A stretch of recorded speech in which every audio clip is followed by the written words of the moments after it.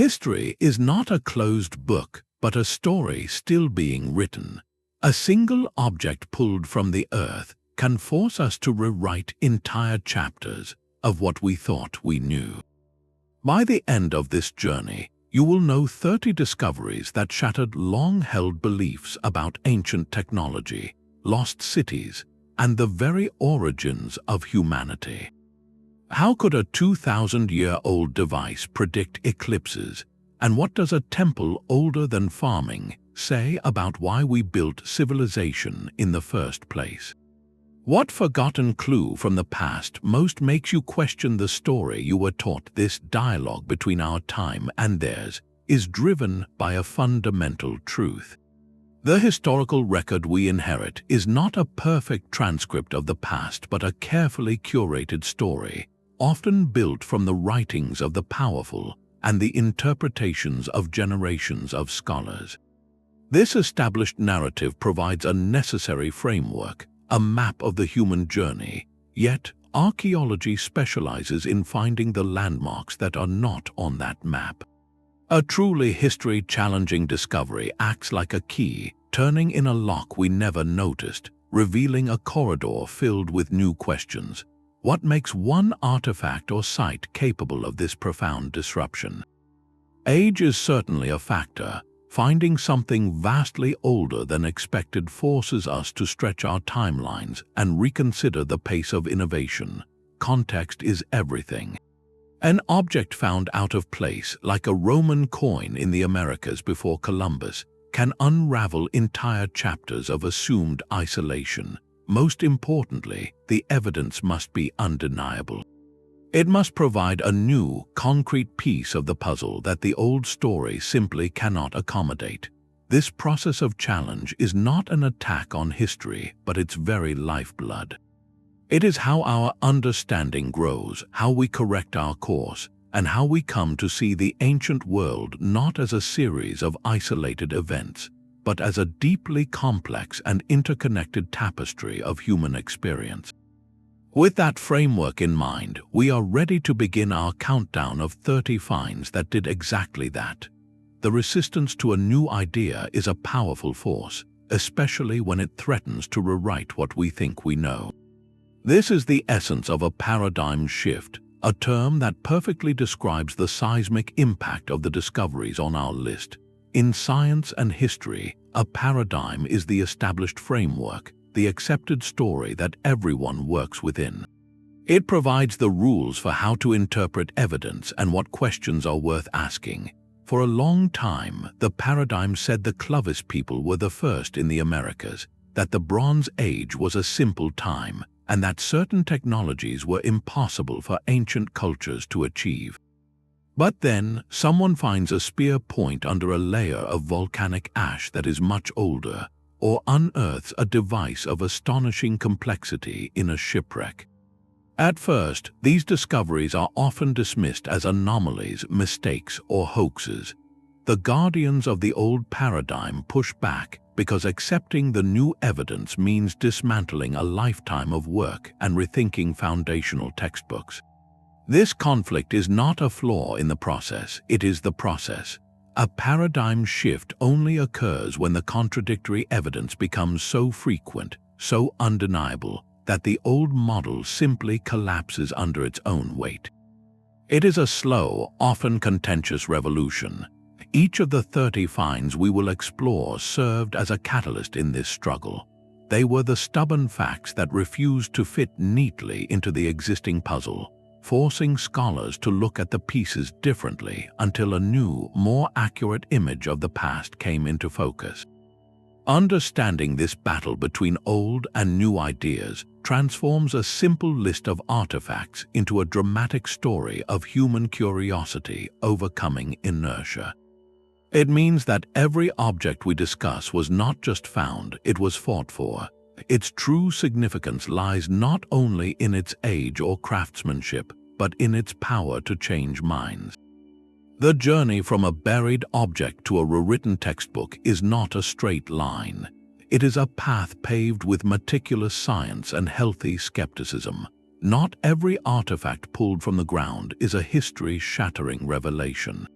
Many are fascinating pieces of a puzzle we already understand. The true paradigm shifters are those that survive an intense gauntlet of verification. This process begins the moment an edge of pottery or a glint of metal is spotted in the soil. Stratigraphy, the study of soil layers, is the first and most fundamental test. The rule is simple. Objects found in deeper layers were buried before those in layers above them. If a supposedly ancient coin is discovered in a layer of modern debris, its story immediately falls under suspicion. Context is king. An object's meaning is defined by what surrounds it. A carved stone found alone tells one story. That same stone found amidst tools, hearths, and other signs of daily life tells a far richer, more verifiable one. Then comes the arsenal of modern science.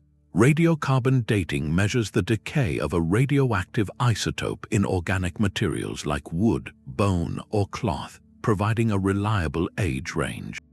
Thermoluminescence dating can tell us when a piece of pottery was last fired. Spectroscopic analysis can reveal the elemental fingerprint of a metal, tracing an artifact to a specific mine halfway across the world. This rigorous methodology exists for a vital reason: to separate genuine discovery from wishful thinking, and to protect the historical record from well-meaning errors or deliberate hoaxes. We have seen this play out in famous cases. Initial headlines proclaim a revolutionary find, only for later, careful analysis to reveal anachronistic materials or questionable origins. These episodes are not failures of archaeology. They are demonstrations of its strength. The system of peer review and replicable testing ensures that only the most robust evidence can force a change in our narrative. This foundation of scientific rigor is what gives the discoveries on our list their formidable power. They are not just old things, they are old things whose stories have been interrogated, tested, and verified. They have passed through the fire of scrutiny and emerged intact, carrying a truth that can no longer be ignored. With this understanding, we can approach the coming stories not with blind belief, but with informed wonder, ready to trust the incredible because the process behind it is so thoroughly credible. The storm that battered the Greek island of Antikythera in the year 1901 did more than churn the sea. It shifted the sands of history itself. A group of sponge divers seeking shelter from the gale decided to explore the local waters. What they found on the seafloor was not a natural reef, but the ghostly outline of a Roman cargo ship resting in the silent dark for 2,000 years. Among the scattered statues and amphorae, one diver brought up a formless green lump of corroded bronze and wood, so unremarkable it was nearly discarded with the rubble. That unassuming lump, now known as the Antikythera Mechanism, would become perhaps the single most disruptive artifact ever pulled from the ocean. For decades, it sat in the National Archaeological Museum in Athens, a curious but poorly understood fragment. Then, in the 1950s, a physicist named Derek de Solla Price began to look closer. Using early X-ray technology, he peered through the centuries of corrosion. What he saw was breathtaking. Inside that lump was a precise, miniature cosmos of interlocking bronze gears, some with teeth cut as fine as a millimeter. There were dials and scales, inscriptions in tiny Greek letters, and a complex differential gear, a component whose invention was previously credited to the automobile makers of the 19th century. This was not a statue or a piece of jewelry. It was a machine built in the 2nd century before the Common Era. The purpose of the device, as scholars have painstakingly reconstructed from the fragments and inscriptions, was to model the heavens. By turning a hand crank on the side, an ancient user could calculate the positions of the sun, the moon, and the 5 known planets. It could predict lunar phases and, most astonishingly, forecast solar and lunar eclipses. It even accounted for the irregular orbit of the moon through a clever system of gears that mimicked the celestial mechanics. In essence, it was a portable, mechanical representation of the Greek understanding of the universe. A user could dial forward or backward in time to see the sky on any given date, past or future. It was a calendar, an astronomical calculator, and a philosophical teaching tool, all housed in a wooden case the size of a large book. The shockwave this discovery sent through the historical community cannot be overstated. The established narrative held that technology of such intricate, mathematical precision simply did not exist in the ancient world. Complex gearing was thought to be a medieval innovation. The Antikythera Mechanism proved that a level of scientific engineering we associated with the Renaissance was alive and flourishing in the Hellenistic period. It forced a humbling and radical reassessment. Who built this? The leading theory points to the workshop of the great astronomer Archimedes in Syracuse, or his successors on the island of Rhodes. It suggests a lost lineage of genius, a golden age of mechanical science that was swallowed by the passage of time, its knowledge preserved only in this one salvaged relic. The mechanism stands as a powerful, silent rebuke to any linear notion of human progress. It whispers that sophistication can be lost, that brilliance can be buried, and that the past may have been far more mechanically minded than we ever dared to dream. If the Antikythera Mechanism revealed a forgotten peak of ancient technology, our next discovery asks a far more fundamental question about human origins. What came first, the farm or the faith? For generations, the story of civilization followed a logical sequence. Humans learned to farm, which created surplus food, which allowed for permanent settlements, which in turn gave people the time and social structure to develop complex religion, art, and monumental architecture. It was a tidy cause and effect progression. Then, in the 1990s, a German archaeologist named Klaus Schmidt followed a hunch to a windswept hilltop in southeastern Turkey.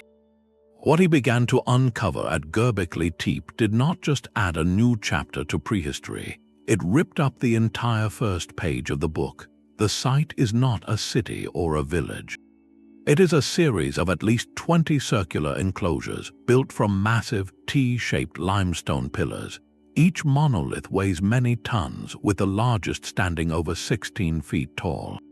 They were quarried, transported, and erected by people using only stone tools, but the true wonder is in the artistry. The pillars are not blank. They are adorned with breathtaking, elaborate relief carvings of animals.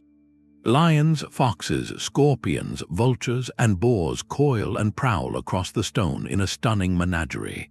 The craftsmanship is sophisticated, confident, and symbolic, speaking of a rich spiritual imagination. The date of this complex is what shatters the paradigm. Radiocarbon analysis places its construction firmly around 11,600 years ago. That is 7,000 years before the Great Pyramid of Giza and 6,000 years older than Stonehenge. Most critically, it predates the established dawn of agriculture in the region by at least 1,000 years. The people who built Göbekli Tepe were not settled farmers. They were hunter-gatherers living in a world without pottery, metal, or the wheel. This single fact forces a revolutionary inversion of our historical logic. The evidence suggests these nomadic bands came together, not because they had a stable food supply, but for a different, powerful purpose. They gathered to build a temple. The construction itself would have been a monumental social feat, requiring the coordination of hundreds of people over generations, all sustained by hunting wild game and gathering wild grains. This turns the old narrative on its head. What if the urge to worship, to create a communal sacred space, was the original catalyst? What if the need to feed the large groups gathered for ritual construction actually provided the impetus to domesticate plants and animals? In this light, civilization may not have been born from the practicalities of agriculture, but from the human yearning for meaning, connection, and the divine. Göbekli Tepe stands as a silent, stone testament to a profound idea. The first great human monument was not a palace or a granary. It was a temple. It suggests that before we learned to master our environment, we first felt compelled to speak to something beyond it. The hilltop does not just hold carved pillars. It holds a question that echoes through the millennia, challenging us to reconsider the very roots of who we are and what brought us together. A book that cannot be read is a special kind of historical ghost. It sits on a shelf at Yale University, a small volume bound in faded vellum, looking every bit a relic of the 15th century. Yet within its pages lies a world of utter strangeness. This is the Voynich Manuscript, and it is perhaps the most stubbornly mysterious book on earth. Its 240 pages are filled from edge to edge with graceful, looping handwriting in an alphabet that matches no known language. The text flows around illustrations that are at once beautiful and baffling. There are plants with bulbous roots and fantastical leaves that no botanist has ever been able to identify. Diagrams show celestial spheres with unfamiliar constellations and intricate networks of tubes and vessels that some interpret as biological or even cosmological charts. There are pages filled with what appear to be recipes, alongside drawings of tiny, nude women bathing in interconnected pools of green liquid. For over a century, since it was rediscovered by a Polish book dealer named Wilfred Voynich in 1912, this book has been a siren call to the world's best codebreakers. Military cryptographers from both world wars, famed linguists, and modern computer scientists armed with artificial intelligence have all taken up the challenge. They have applied every tool of frequency analysis, pattern recognition, and statistical modeling. Yet the manuscript cipher, if it even is a cipher, has resisted them all. No one has ever convincingly translated a single sentence. This relentless defiance is what makes it a history-challenging find. Its very existence poses a quiet, profound question about the medieval world we think we know. The 15th century was not a time of widespread, advanced botanical or astronomical illustration of this peculiar kind. The knowledge systems it seems to represent do not align with any known scholarly tradition from Europe, the Middle East, or Asia.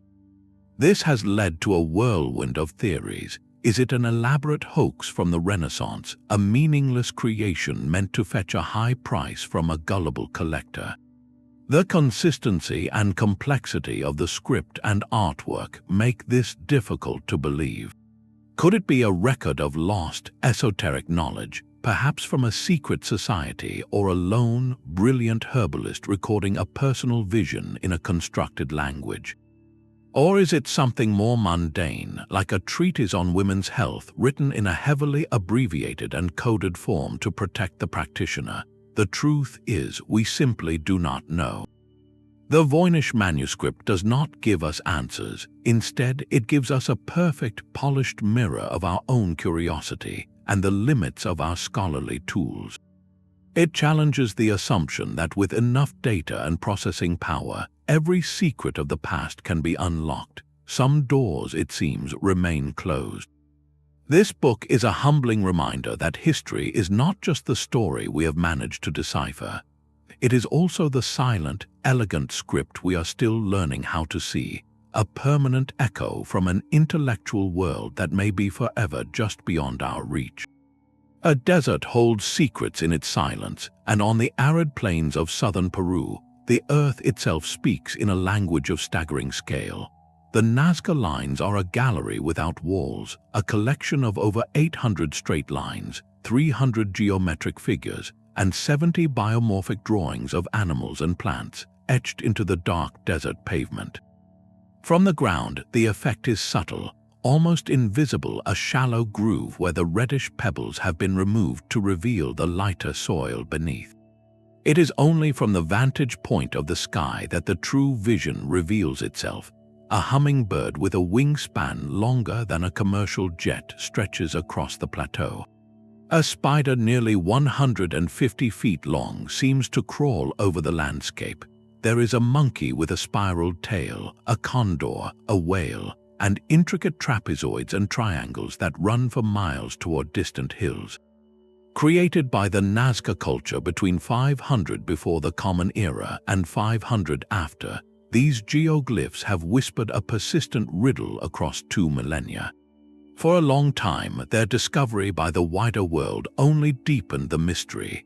While known locally, they captured global attention in the 1930s when commercial airlines began flying over the region and pilots reported seeing these colossal markings. The immediate, baffling question was how, and more importantly, why. How did a people without flight, without sophisticated optical instruments, create such precise, massive artworks they could never hope to see in their entirety? The construction itself, while labor-intensive, is technically straightforward. Teams of people simply moved the surface stones, following large-scale designs laid out with simple tools and careful planning.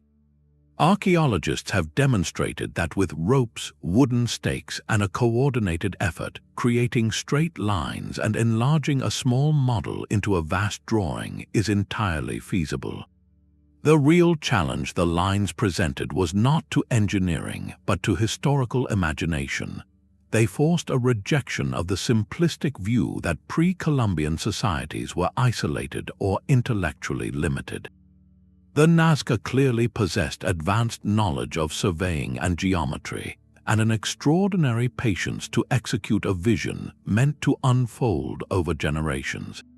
This leads to the profound question of purpose. Why invest such immense communal effort into art for an audience in the sky? The most widely supported theory is cosmological and religious. The Nazca lived in one of the driest places on Earth, where water was life itself. Many of the lines align with points on the horizon where the sun and other celestial bodies would rise or set during solstices, while some of the animal figures are linked to water in indigenous mythology. Scholars suggest the geoglyphs were a kind of ritual pathway, a sacred landscape designed to communicate with deities controlling rain and fertility. Walking the lines or performing ceremonies upon them may have been an act of prayer, a way to harmonize the human world with the powerful forces of nature and the cosmos. The art was not for human eyes but for the eyes of the gods, a permanent, monumental prayer etched into the very skin of the earth. Of course, their visibility from above has fueled more speculative ideas, including the notion of ancient contact with otherworldly visitors. While this captures the imagination, it overlooks the profound human achievement the lines represent. They stand as a testament to a different way of seeing. The Nazca did not need an airplane to perceive their work. They held the completed vision in their collective mind, guided by faith and tradition. The lines challenge us to expand our understanding of art, engineering, and spiritual expression. They prove that a society can create monumental beauty not for its own immediate gratification, but as an enduring act of meaning, a dialogue with the divine written so large it could only be read by the heavens.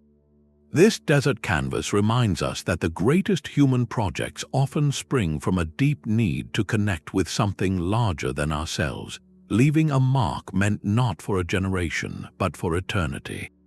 The year was 1947, and in the stark, sun-baked cliffs overlooking the Dead Sea, a young shepherd named Muhammad Ed-Dib was searching for a lost goat. He tossed a stone into a small cave opening, expecting to hear the scurry of an animal. Instead, he heard the distinct sound of shattering pottery.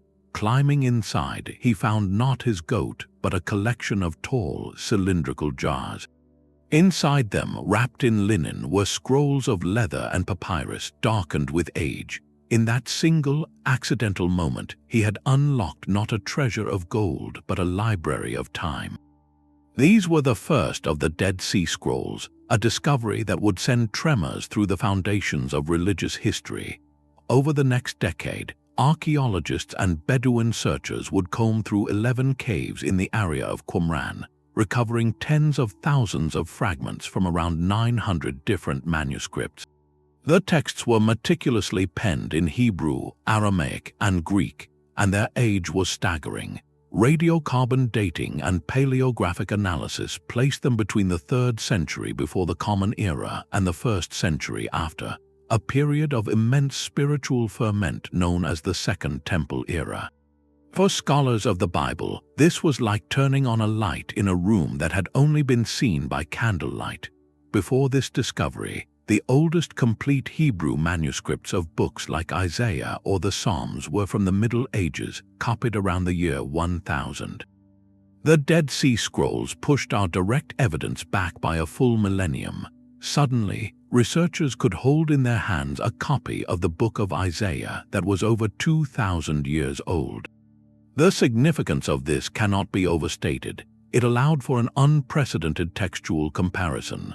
Scholars could now see with their own eyes how faithfully these sacred texts had been transmitted across centuries. The overwhelming finding was one of remarkable consistency. The medieval Masoretic text, the traditional Hebrew Bible, aligned almost perfectly with these ancient Qumran copies, confirming the incredible care of generations of scribes. Yet the scrolls also revealed subtle variations, alternate phrasings, and even entire additional passages that had been lost to time. This was not evidence of error, but of a living, breathing textual tradition. It showed the scriptures not as a static, monolithic book handed down from heaven, but as a collection of documents that evolved within a vibrant, debating, and diverse community of faith. This is where the scrolls delivered their most profound challenge. They were not just biblical texts. Alongside copies of Genesis, Exodus, and Deuteronomy were previously unknown sectarian writings, community rules, commentaries, hymns, and apocalyptic visions. These works painted a vivid portrait of a specific Jewish group, likely the Essenes, who had withdrawn to the desert wilderness to pursue a life of ritual purity and intense study while awaiting a final cosmic conflict.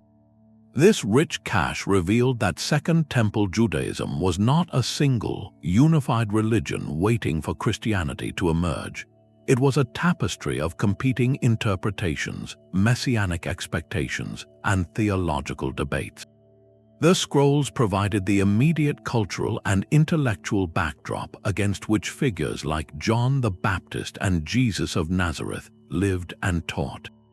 They showed that many ideas once thought unique to early Christianity, such as a Messiah, a final judgment, and a new covenant, were already in vigorous discussion within certain Jewish circles of the time. The Dead Sea Scrolls did not disprove faith. Instead, they deepened our understanding of its historical roots. They transformed a two-dimensional theological timeline into a rich, three-dimensional world of seeking, questioning, and profound spiritual yearning. They remind us that the most powerful discoveries are often those that complicate a simple story, revealing the dynamic, human struggle for meaning that lies at the heart of history itself. While the Dead Sea Scrolls revealed a world of spiritual texts, another discovery on the opposite side of the world unearthed a monument to earthly power and eternal ambition. In the spring of 1974, farmers digging a well in a dry field near the city of Xi'an, China, struck not water but something far more astonishing. Their shovels hit upon a hardened clay head, then a shoulder, then an entire figure buried in the earth.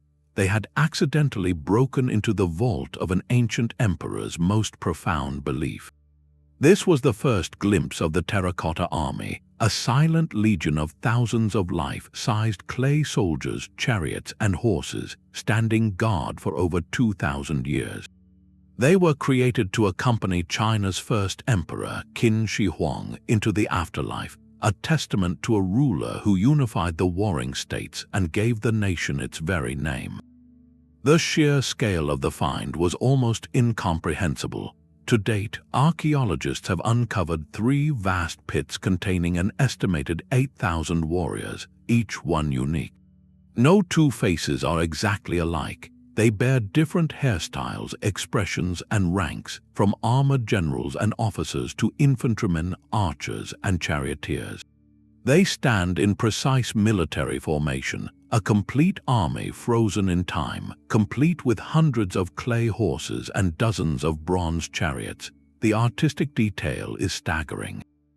The armor plates are individually rendered, the soles of their shoes show detailed tread patterns for grip, and the horses' bridles are fitted with functional metal bits. Each figure was originally painted in vibrant, lifelike colors, though much of the pigment has faded after exposure to air. The creation of this army was a logistical feat that rivals its artistic one. Historical records suggest 700,000 laborers worked for nearly 40 years on the emperor's mausoleum complex. The warriors were produced in an imperial workshop system akin to an early assembly line. Bodies were mass-produced from molds, but heads, hands, and details were individually sculpted and attached, giving each soldier a distinct personality. The clay was fired in enormous, temperature-controlled kilns, a process requiring immense technical skill to prevent the massive figures from cracking. For the Western world, which had long centered its historical imagination on the monuments of Egypt, Greece, and Rome, the Terracotta Army delivered a profound corrective. It demonstrated that in the same era as the Roman Republic, a civilization in East Asia was undertaking projects of a scale and sophistication that demanded equal awe. It shattered any lingering notion that artistic realism or complex state-sponsored projects were exclusive to the Mediterranean. This was not just a tomb. It was a philosophical statement cast in clay. Qin Shi Huang was famously obsessed with immortality, and his Terracotta Army reflects a belief that the afterlife mirrored the earthly realm, where he would need his military might to maintain his rule. The warriors are not positioned for attack but for defense, surrounding his still unexcavated central tomb in a protective formation. They represent a bridge between two worlds, the emperor's tangible power in life and his hoped for dominion in death. The discovery provides an unparalleled window into the early Chinese Empire.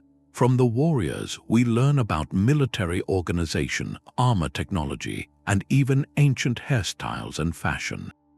They are a census in clay, a snapshot of an entire imperial system frozen at its moment of supreme confidence.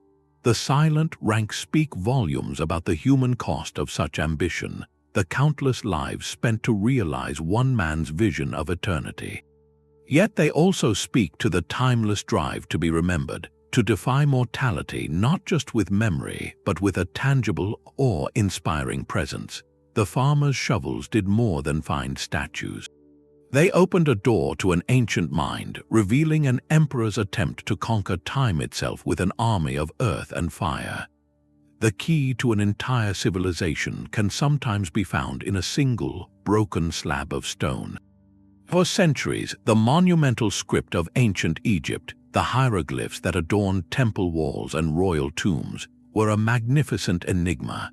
Scholars and travelers gazed upon the elegant pictures of birds, serpents, and eyes, knowing they were looking at a profound written language, but the meaning was utterly lost, a silent library of a forgotten world. That silence was shattered not by a scholar but by a soldier.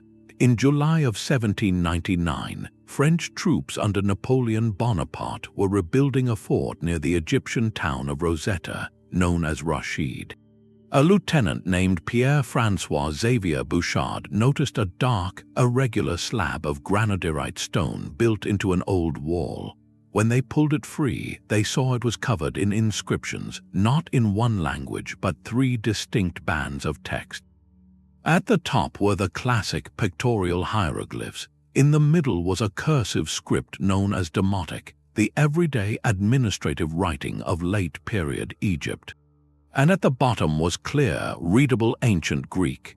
The officers, educated men of their time, immediately recognized the stone's potential value. This was the Rosetta Stone, a decree issued in 196 before the Common Era by priests honoring the young pharaoh Ptolemy V. The Greek portion, which they could read, stated that the decree was to be inscribed in the sacred, native, and Greek languages so that all could understand. In that moment, the stone ceased to be a piece of rubble and became a revolutionary key. It presented a direct linguistic bridge, a parallel text where the same message was written in a known language and two unknown ones. The race to decipher hieroglyphs was on.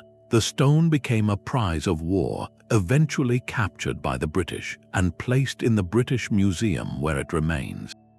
For over 20 years, brilliant minds across Europe pored over copies of the inscriptions. The initial breakthrough came from an English polymath, Thomas Young, who correctly identified that the Demotic script was related to the hieroglyphs and that some of the oval rings, called cartouches, contained royal names. But it was a French linguist, Jean-François Champollion, who achieved the final, breathtaking breakthrough in 1822. Champollion, a prodigy with a passion for ancient languages, suspected that hieroglyphs were not purely symbolic, but a complex system mixing phonetic signs like an alphabet with ideograms. Using the royal names from the Rosetta Stone as his starting point and comparing them with other inscriptions, he painstakingly matched the hieroglyphic signs to phonetic sounds. When he successfully read the names Cleopatra and Ptolemy, and then moved on to decipher entire phrases based on his growing understanding of the grammar, the ancient walls began to speak. The impact was instantaneous and earth-shaking. Champollion's work did not just translate a few royal titles, it threw open the doors to a sealed library 3,000 years long. Suddenly, the prayers on tomb walls, the accounts on papyrus scrolls, the boasts of pharaohs on obelisks all became legible. The entire narrative of Egyptian history shifted from myth and speculation to documented reality. We learned the names of gods and goddesses from their own texts, understood the intricacies of their religious beliefs, their legal codes, their poetry, and their daily concerns. The field of modern Egyptology was born from this single artifact. The Rosetta Stone's power lies in its role as a translator, not just of language but of culture. It gave a voice back to a people whose monumental achievements had been silently admired for generations. It proved that the past is not truly lost if we can find the right key, and that sometimes the most world-altering discovery is not a golden treasure, but a dictionary written in stone. A story passed down for millennia, memorized by poets and debated by scholars, holds a power beyond mere entertainment. It becomes a shared memory, a cultural touchstone that feels true in its bones, even if its details are draped in the supernatural. For the ancient Greeks, the Trojan War was exactly that, the foundational epic, a tale of gods and heroes, love and rage, a 10-year siege over the most beautiful woman in the world. To the rational minds of the 18th and 19th centuries, however, it was just that, a story, a magnificent work of fiction by a blind poet named Homer, but fiction nonetheless. There was no Helen, no Achilles, no wooden horse. The city of Troy itself was considered a poetic invention, a fantasy setting for a grand moral drama. This clear divide between myth and history stood unchallenged until a man with a singular obsession decided to take Homer at his word. Heinrich Schliemann was a German businessman who had made a fortune, retired early, and dedicated his life and wealth to a childhood dream. He believed the Iliad was not a legend but a historical report. While scholars scoured ancient texts for clues, Schliemann took a far more direct approach. He went looking for the city itself. His research led him to a large, unassuming mound called Hisarlik in northwestern Turkey. Local tradition and his own reading of Homer's geographical descriptions convinced him this was the place. In the 1870s, with a copy of the Iliad in one hand, he began to dig. What he uncovered was not one city, but many. The mound was a layer cake of human habitation, each stratum representing a different era built upon the ruins of the last. Schliemann, an amateur with more passion than patience, dug with brutal speed, tunneling through the upper layers in his quest for the Homeric city he believed lay at the bottom. In his haste, he undoubtedly destroyed valuable evidence from later periods. Yet, his relentless drive yielded something astonishing. Deep within the mound, he found the remains of a mighty fortified settlement, with massive sloping walls and evidence of a catastrophic fire. He declared, to the world's astonishment, that he had found the city of Priam, the Troy of the epic. His most famous and controversial claim was the discovery of a vast treasure of gold jewelry, diadems, and goblets, which he dubbed Priam's treasure and smuggled out of the country. While later scholarship would show that Schliemann had misstated his find, the treasure was from a city 1,000 years older than the likely Trojan War period. The fundamental impact of his work was irreversible. He had proven that a place matching Homer's description did exist, and that one of its many iterations had been violently destroyed. The scholarly world was forced to confront a new, messy reality. The epic was not a pure invention. It was a distant echo of real events, a memory of a powerful citadel that fell, its story embroidered and magnified by generations of bards until it reached the scale of myth. Later, more meticulous excavations confirmed the site's importance, identifying a specific layer, known as Troy 7a, which showed signs of warfare and destruction around the 12th century before the Common Era, a time frame that aligns intriguingly with the traditional date of the conflict. Schliemann's methods were flawed, his interpretations often reckless, but his legacy is profound. He demolished the wall that separated myth from history. He showed that the two are not opposites but points on a continuum.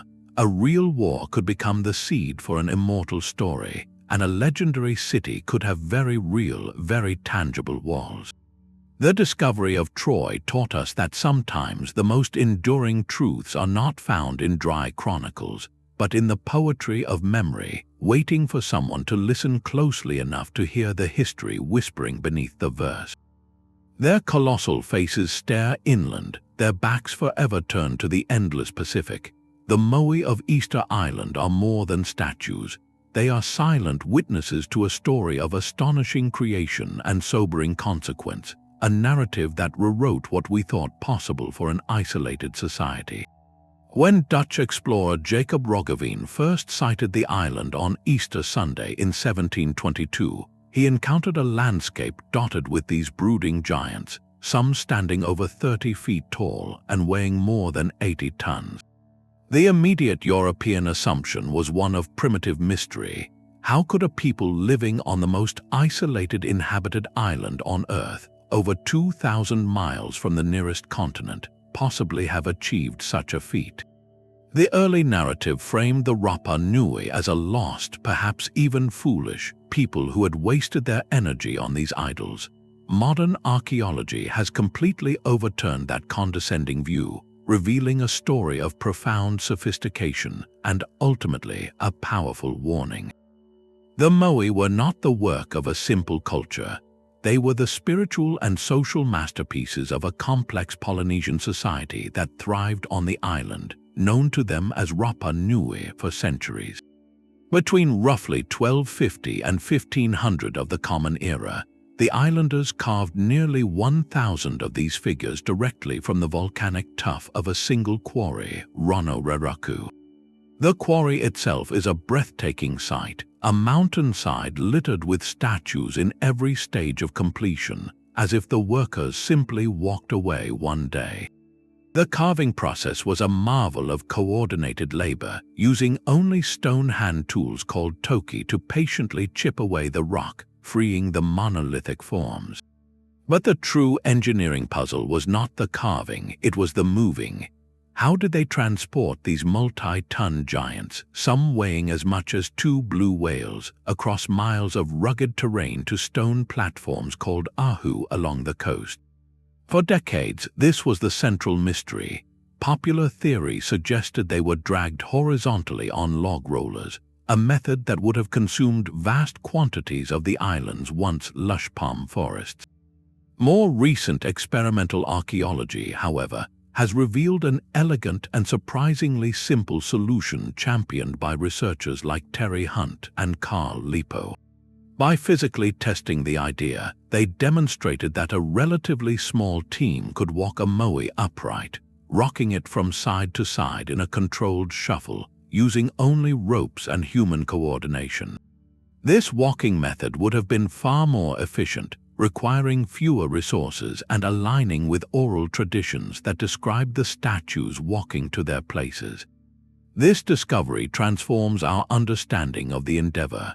It was not a reckless consumption of resources, but a clever, sustainable application of physics and communal effort. The statues were not idle decorations. They were sacred ancestors, embodiments of powerful chiefs and lineage heads, believed to channel spiritual energy, or mana, to protect and nourish the living communities that faced them. The Ahu platforms were ceremonial centers, the heart of social and religious life. This cultural context reveals a society that was highly organized, spiritually rich, and brilliantly adaptive. Yet the story of Rapa Nui holds a second, darker chapter that has made it a global parable. When Europeans arrived, they found a society diminished, the island largely deforested. The long-held narrative was one of self-inflicted ecocide. The theory suggested the Rapa Nui, in a frenzy of statue construction and transport, cut down every last tree, leading to soil erosion, the collapse of agriculture, and a descent into warfare, cannibalism, and societal collapse. This became a stark cautionary tale about environmental recklessness. More recent archaeological and paleoecological research, however, has complicated this simple morality play. Evidence now points to a major contributing factor that arrived from across the ocean. The Polynesian rat, an unintended stowaway on the original canoes, found a paradise with no predators. These rats likely played a devastating role by eating the seeds and saplings of the native palm trees, preventing the forest from regenerating long before human axes finished the job. This does not absolve human impact, but it reframes the tragedy. It was likely a perfect storm of ecological factors, including climate shifts and the rats interacting with human activity. The true societal collapse may have been accelerated more by the arrival of Europeans, who brought devastating diseases and slave raids, than by the statue building itself. The Moai, therefore, stand for two revolutionary ideas. First, they shatter the old colonial myth of isolated primitive societies, proving that remarkable cultural and engineering complexity can flourish anywhere human ingenuity takes root. Second, they offer a nuanced, not simplistic, lesson about sustainability. They remind us that ecosystems are fragile webs, and that a society's greatest achievements can become vulnerable to a cascade of unforeseen consequences. The statues are not symbols of folly, but of ambition. Their silent gaze now asks us a profound question about our own world. How do we balance our drive to create with the responsibility to preserve, ensuring that our monuments to culture do not become tombstones for the environment that sustains them? The silent gaze of the Moai reminds us that human ambition takes countless forms, from moving mountains of stone to taming the invisible forces of nature. In a quiet museum drawer lies an artifact that suggests one ancient culture may have reached for a power we thought was centuries beyond their grasp. It is known as the Baghdad Battery, and it is a puzzle wrapped in a clay jar, discovered in the 1930s during excavations near the Iraqi capital. The object seems deceptively simple. A 6-inch tall clay jar sealed with an asphalt stopper. Through that stopper passes an iron rod surrounded by a rolled copper cylinder. The jar shows signs of having once contained an acidic liquid like vinegar or wine. To the eyes of Wilhelm Koenig, the German archaeologist who first studied it seriously, the arrangement looked eerily familiar. He proposed a startling idea in 1938. This was not a storage vessel. It was an ancient galvanic cell, a primitive battery. If he was right, it meant that nearly 2,000 years ago, during either the Parthian or Sasanian empires, someone in Mesopotamia had stumbled upon the basic principles of electrochemistry, generating a small electric current through a chemical reaction. The implications are staggering. Alessandro Volta is credited with inventing the first true battery in 1800. The Baghdad Battery, dated roughly between 250 before the Common Era and 650 after, would predate his work by over a millennium. This single, humble jar directly challenges the comforting, linear story of technological progress. It whispers that knowledge can be found, forgotten, and found again, lost in the long corridors of time. The immediate and enduring question is, of course, what was it for? If it could produce a mild electrical charge, how would an ancient artisan or priest have used it? The most popular theory is electroplating, the process of using electricity to bond a thin layer of gold or silver onto another metal surface. Artifacts from the region show exquisite gold plating on objects like the famous silver vase from the ancient city of Seleucia, and some experts argue that a series of these cells, connected together, could have provided enough current for such delicate work. Other suggestions are more speculative but equally fascinating. Could the gentle tingle or faint glow from such a device have been used in religious ceremonies, creating a sense of awe or a perceived connection to the divine? Perhaps it was employed as a medical tool, following ancient beliefs about the therapeutic properties of shocks from electric fish, which were documented in the region. Skeptics offer alternative explanations. They propose it was simply a secure storage container for sacred scrolls, with the iron and copper acting as protective elements, or that the acidic residue came from a perishable substance like perfume that has long since evaporated. The true purpose may never be known for certain, and that is precisely where its power as a historical challenge lies. The Baghdad Battery forces a confrontation with possibility. It may not be definitive proof of ancient electrical engineering, but it stands as a stubborn, physical what-if.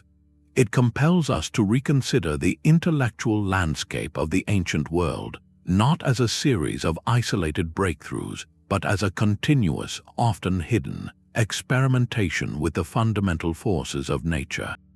This unassuming jar asks us to look beyond the grand monuments and written records, to consider the quiet experiments that left no manuals, only enigmatic artifacts.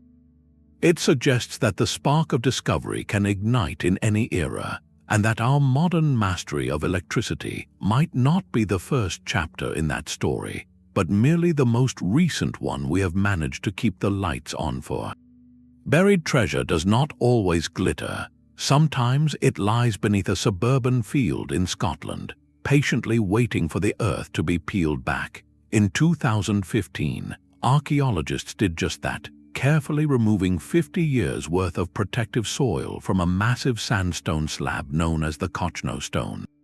What they revealed was not writing nor a scene of hunters and animals, but something more abstract and mesmerizing. The entire surface, over 40 feet long, was a dense tapestry of swirling, concentric circles, some with radiating lines and hundreds of small, cup-like depressions carved into the rock. These are cup and ring marks, a form of prehistoric art found across Britain and Europe, created around 5,000 years ago during the Neolithic period.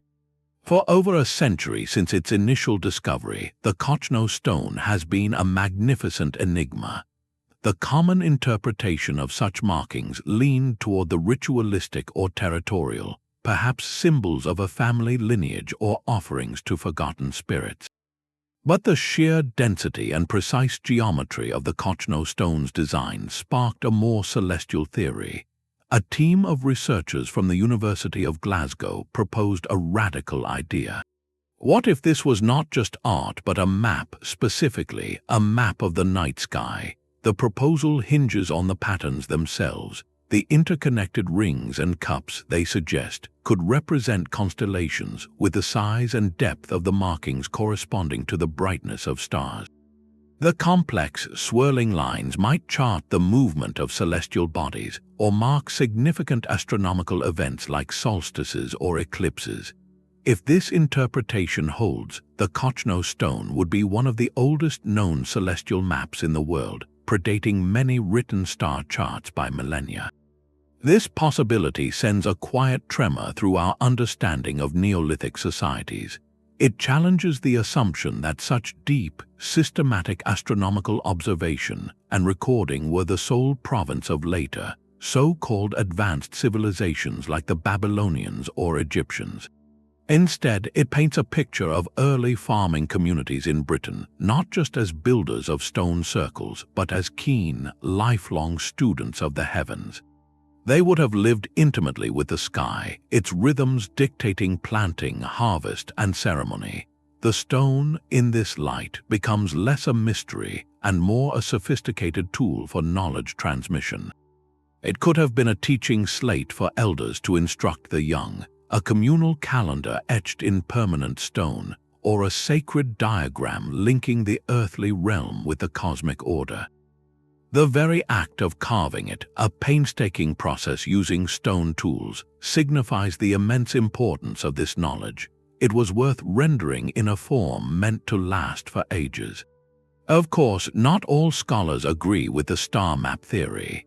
The abstract nature of the symbols means definitive proof is elusive. They could represent something entirely different: water sources, landforms, or neural-like patterns stemming from altered states of consciousness.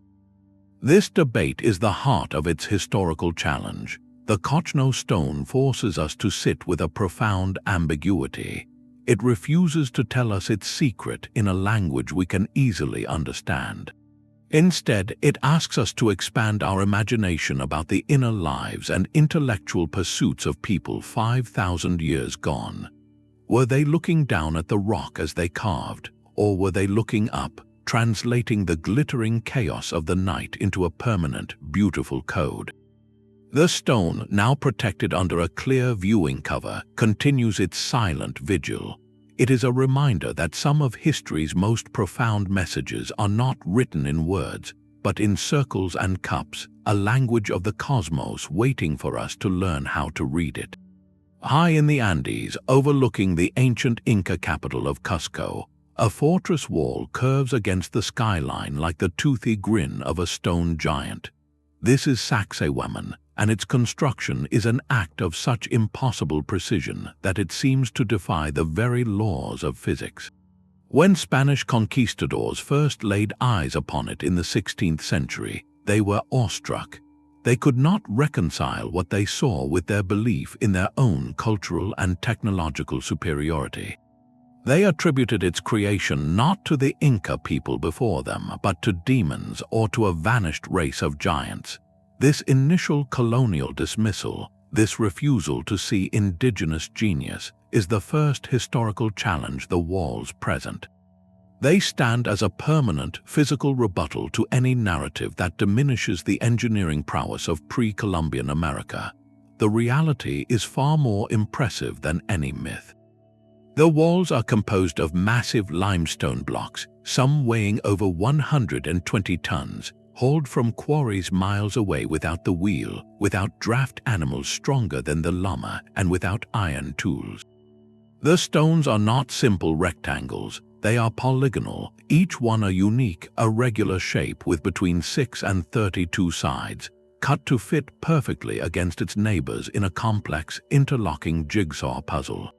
The joints are so meticulously engineered that, even after 500 years of earthquakes that have toppled Spanish colonial buildings in the valley below, you cannot slip a razor blade or even a piece of paper between them. No mortar was used. The stability comes entirely from the sublime accuracy of the cut and the genius of the design. The walls taper inward as they rise, and the zigzagging pattern of the tiers channels seismic energy throughout the structure, allowing it to sway and settle during tremors rather than crack. The how of Sacsayhuamán is a question that has fueled both rigorous study and wild speculation. The mainstream archaeological view points to a mastery of stoneworking born from generations of patient experimentation. Workers likely used harder stones to pound and shape the blocks, exploiting natural fracture lines. They may have used sand and water for polishing, and wooden levers and earthen ramps for positioning. The fitting process might have involved a technique of trial and error, lowering a stone, marking the contact points, lifting it, carving a little more, and repeating until the fit was flawless, a process requiring unimaginable coordination and skill. Yet, the sheer scale and perfection have inspired other theories about lost techniques, perhaps involving the use of plant compounds to soften the stone, an idea for which there is no concrete evidence but which speaks to our enduring bafflement. The true legacy of Sacsayhuamán, however, is not in unsolved mysteries but in the solved one. It proves beyond any doubt that the Inca civilization achieved a level of stonemasonry that rivals the finest work of the ancient Egyptians or Greeks. It was a technology of fitting, of understanding stone as a living, three-dimensional puzzle. The walls were not just a military stronghold, they were the foundation of the Coricancha, the temple of the sun in Cusco below, and thus formed part of a sacred landscape, a symbol of the Inca Empire's power, permanence, and divine right to rule. Each perfectly locked stone was a statement. It said that this civilization was here to stay, anchored to the earth with a strength that not even earthquakes could break. When we look at Sacsayhuamán today, we are not looking at a mystery that needs an alien explanation. We are looking at a monument to human patience, collective effort, and a profound, intimate knowledge of material and landscape.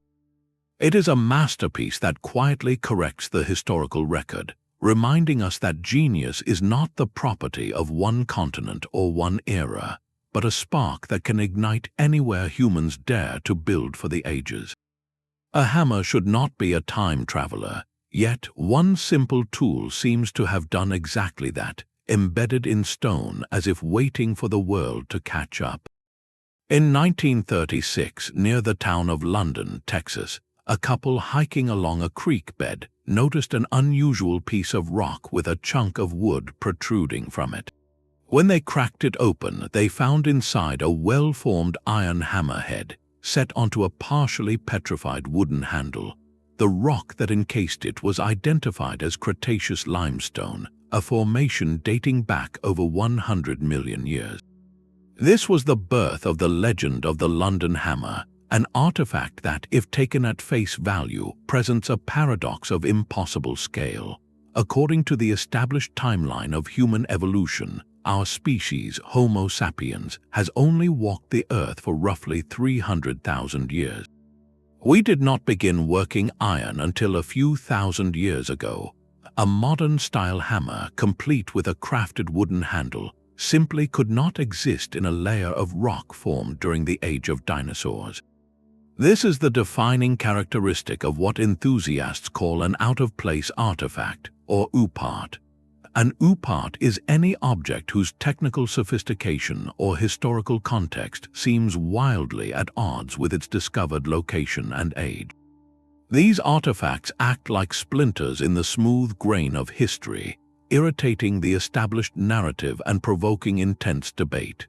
The London Hammer has become perhaps the most famous icon of this category, a physical challenge thrown down at the feet of conventional geology and archaeology.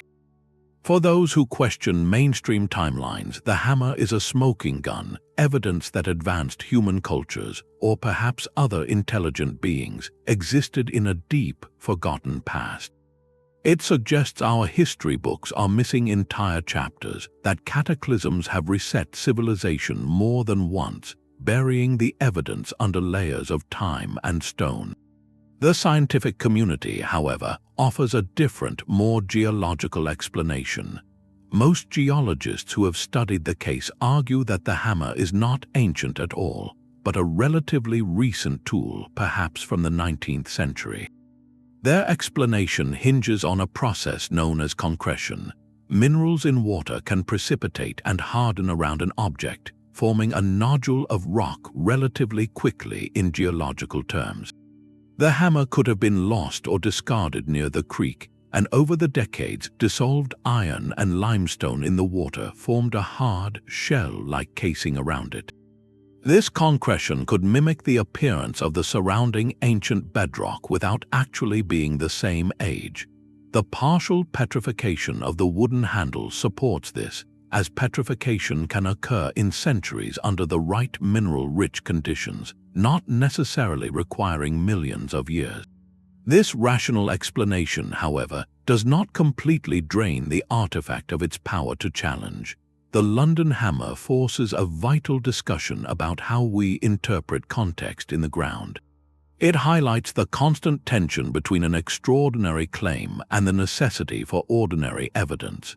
For historians and scientists, it serves as a case study in caution, reminding them that the story an artifact seems to tell at first glance may be a trick of geology, a lesson in how quickly natural processes can create illusions of antiquity. For the public and for alternative researchers, it remains a potent symbol of doubt.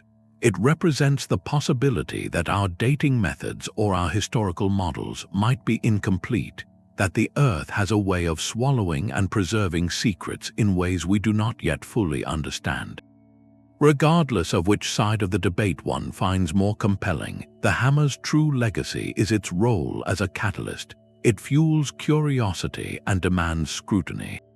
It asks us to look closer, to question assumptions, and to remember that the past is not always neatly packaged. Sometimes it arrives in the form of a simple tool, encased in stone, waiting for us to decide whether it is an anomaly, a mistake, or a key to a door we have not yet found. The line between a discovered artifact and a born legend can be astonishingly thin, woven from equal parts mystery and desire. In the mist-shrouded mountains of the Chinese-Tibetan border, a tale persists that speaks directly to our fascination with the cosmos. In 1938, an archaeologist named Kai Pu-te is said to have entered a system of caves in the Bayan Karaula region. There, he reportedly discovered not bones or pottery, but hundreds of peculiar stone discs, each roughly a foot in diameter, with a hole in the center and a fine, double-spiraled groove etched from that center out to the rim. These were the so-called Dropa stones. The story, as it later circulated, grew even more extraordinary. It was claimed that these grooves were not decorative, but actually microscopic hieroglyphic characters, a written language so tiny it required magnification to read.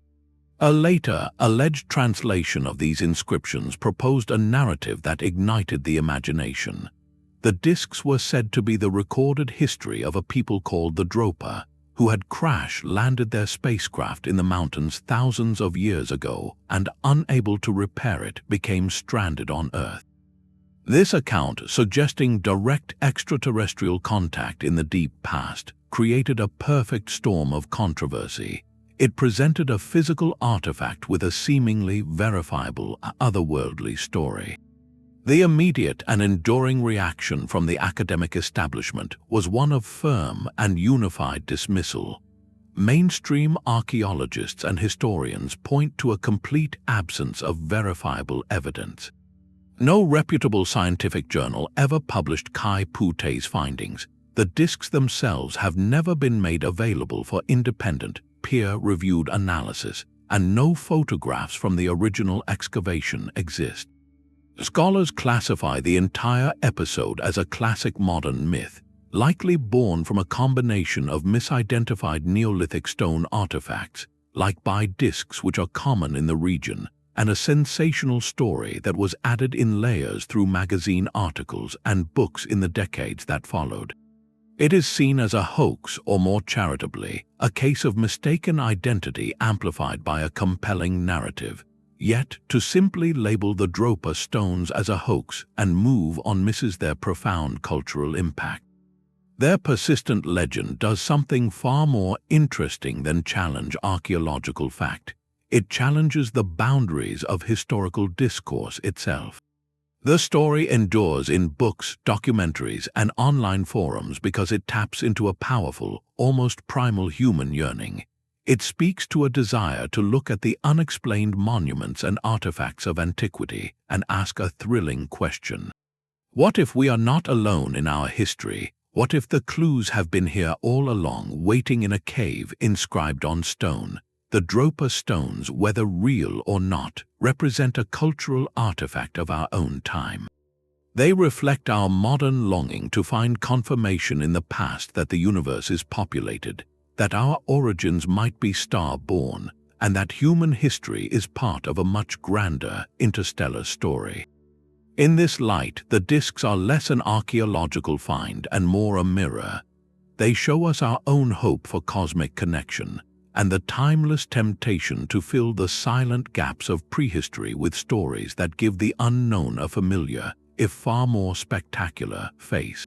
A map is more than lines on parchment.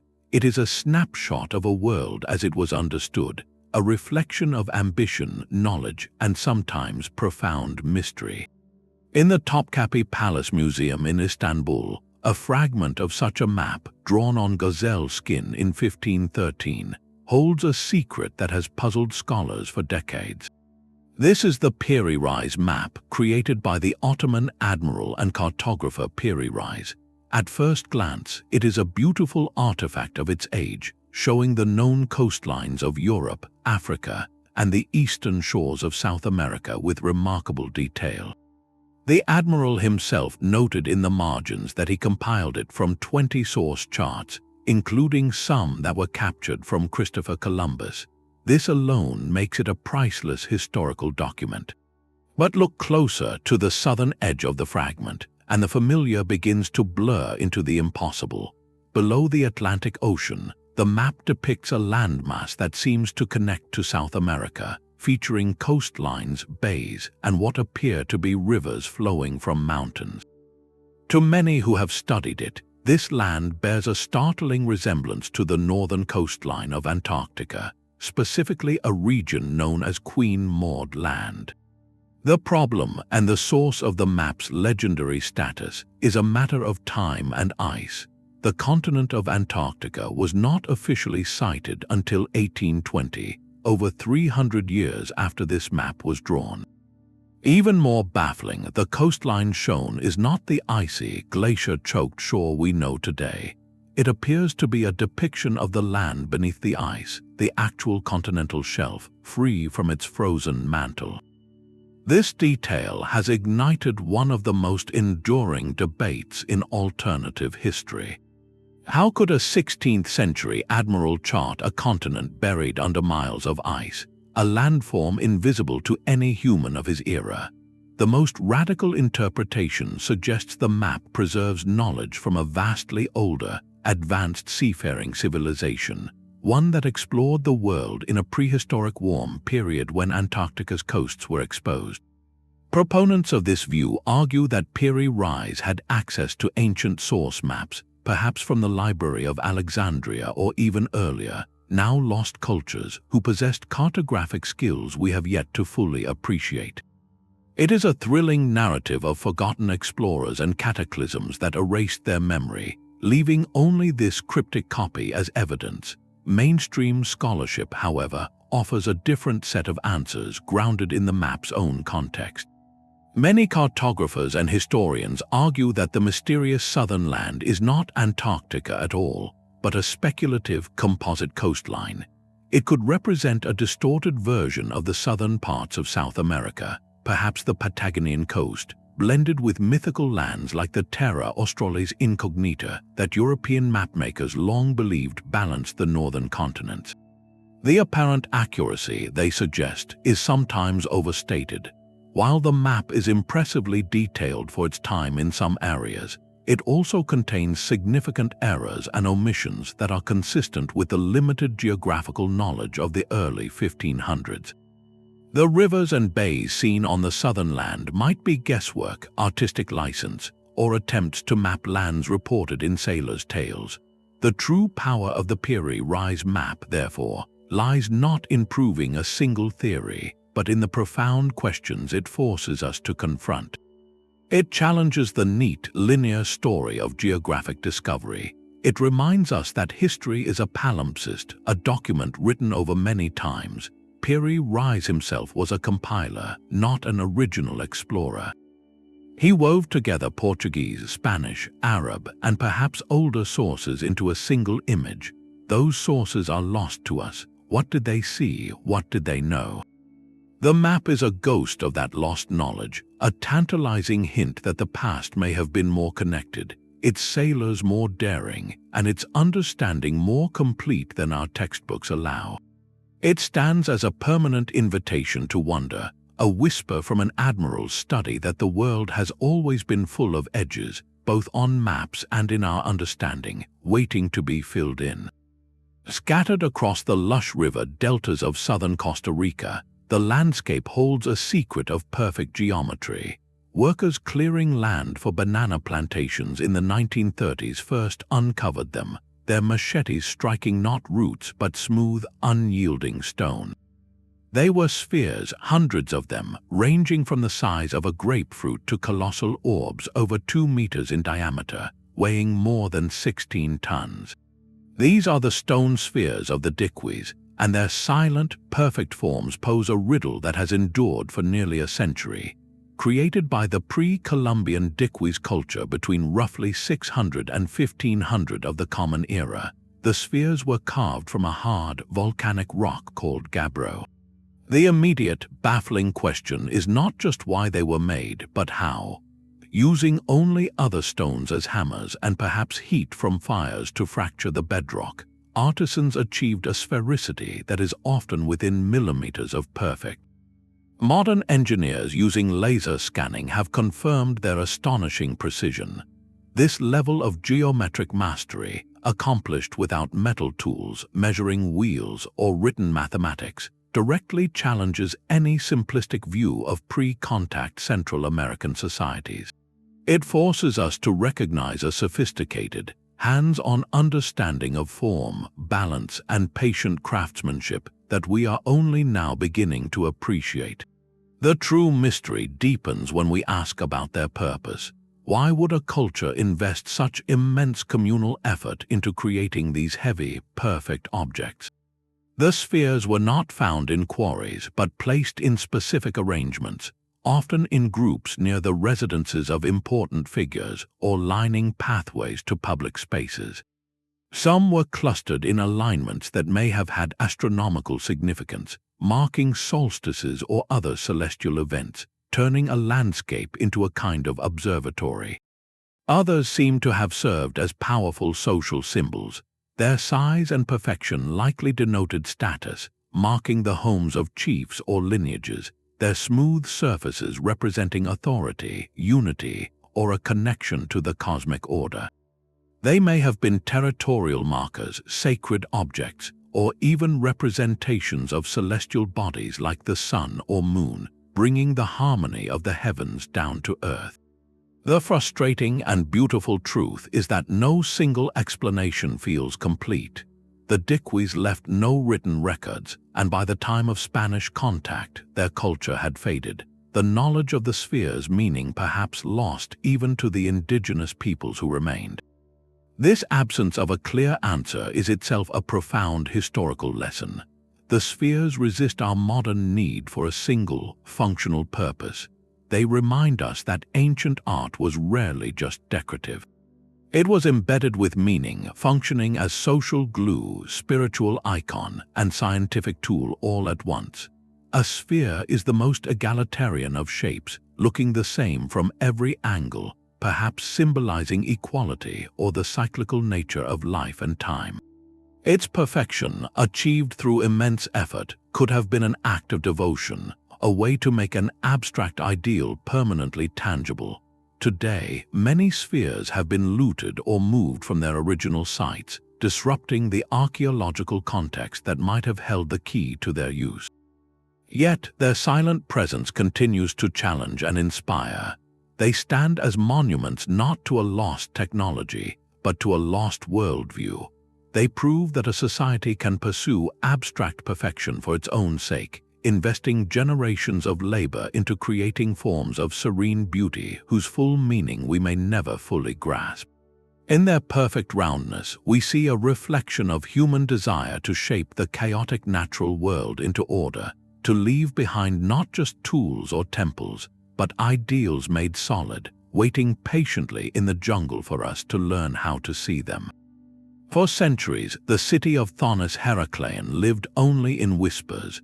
Ancient Greek historians like Herodotus wrote of a magnificent Egyptian port, a grand gateway where all trade from the Greek world had to pass before sailing up the Nile to the city of Naucratis. They described its immense temple of Ammon, its bustling harbors, and its pivotal role in the meeting of two great cultures. Yet, as the centuries passed and no ruins were found on land, scholars began to dismiss these accounts as legend, a maritime myth lost to the fog of time. The sea, however, had been keeping a secret.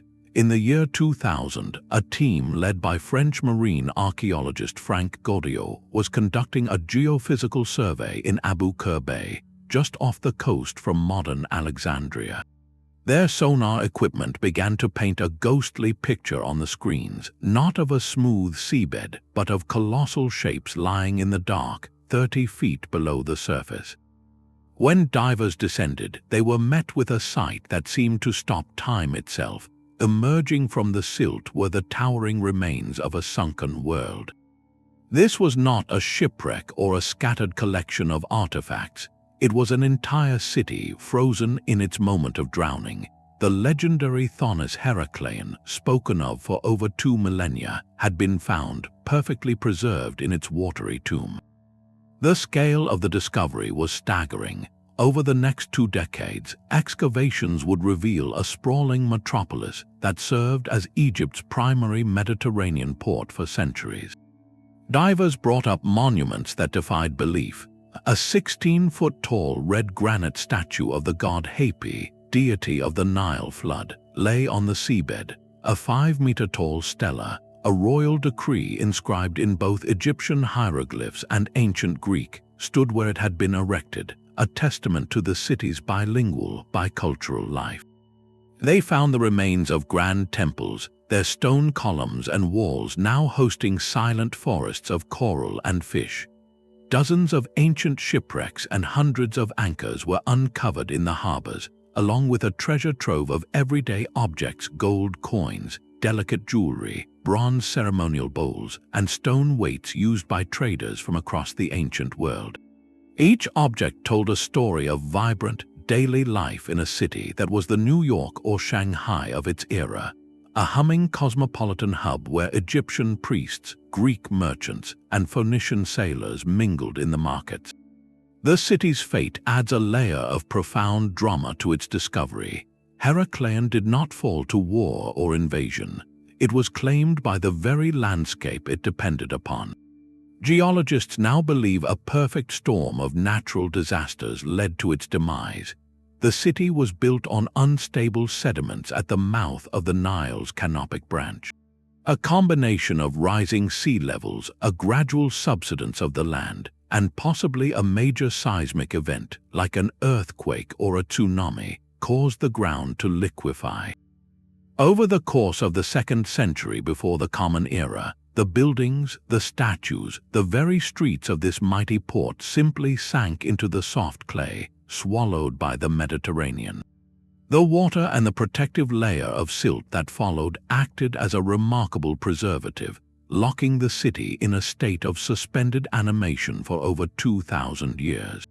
The historical impact of this underwater time capsule is immense. Before its discovery, our understanding of late-period Egypt was heavily focused on the inland power centers like Thebes and Memphis. Heracleion forces a dramatic shift in perspective.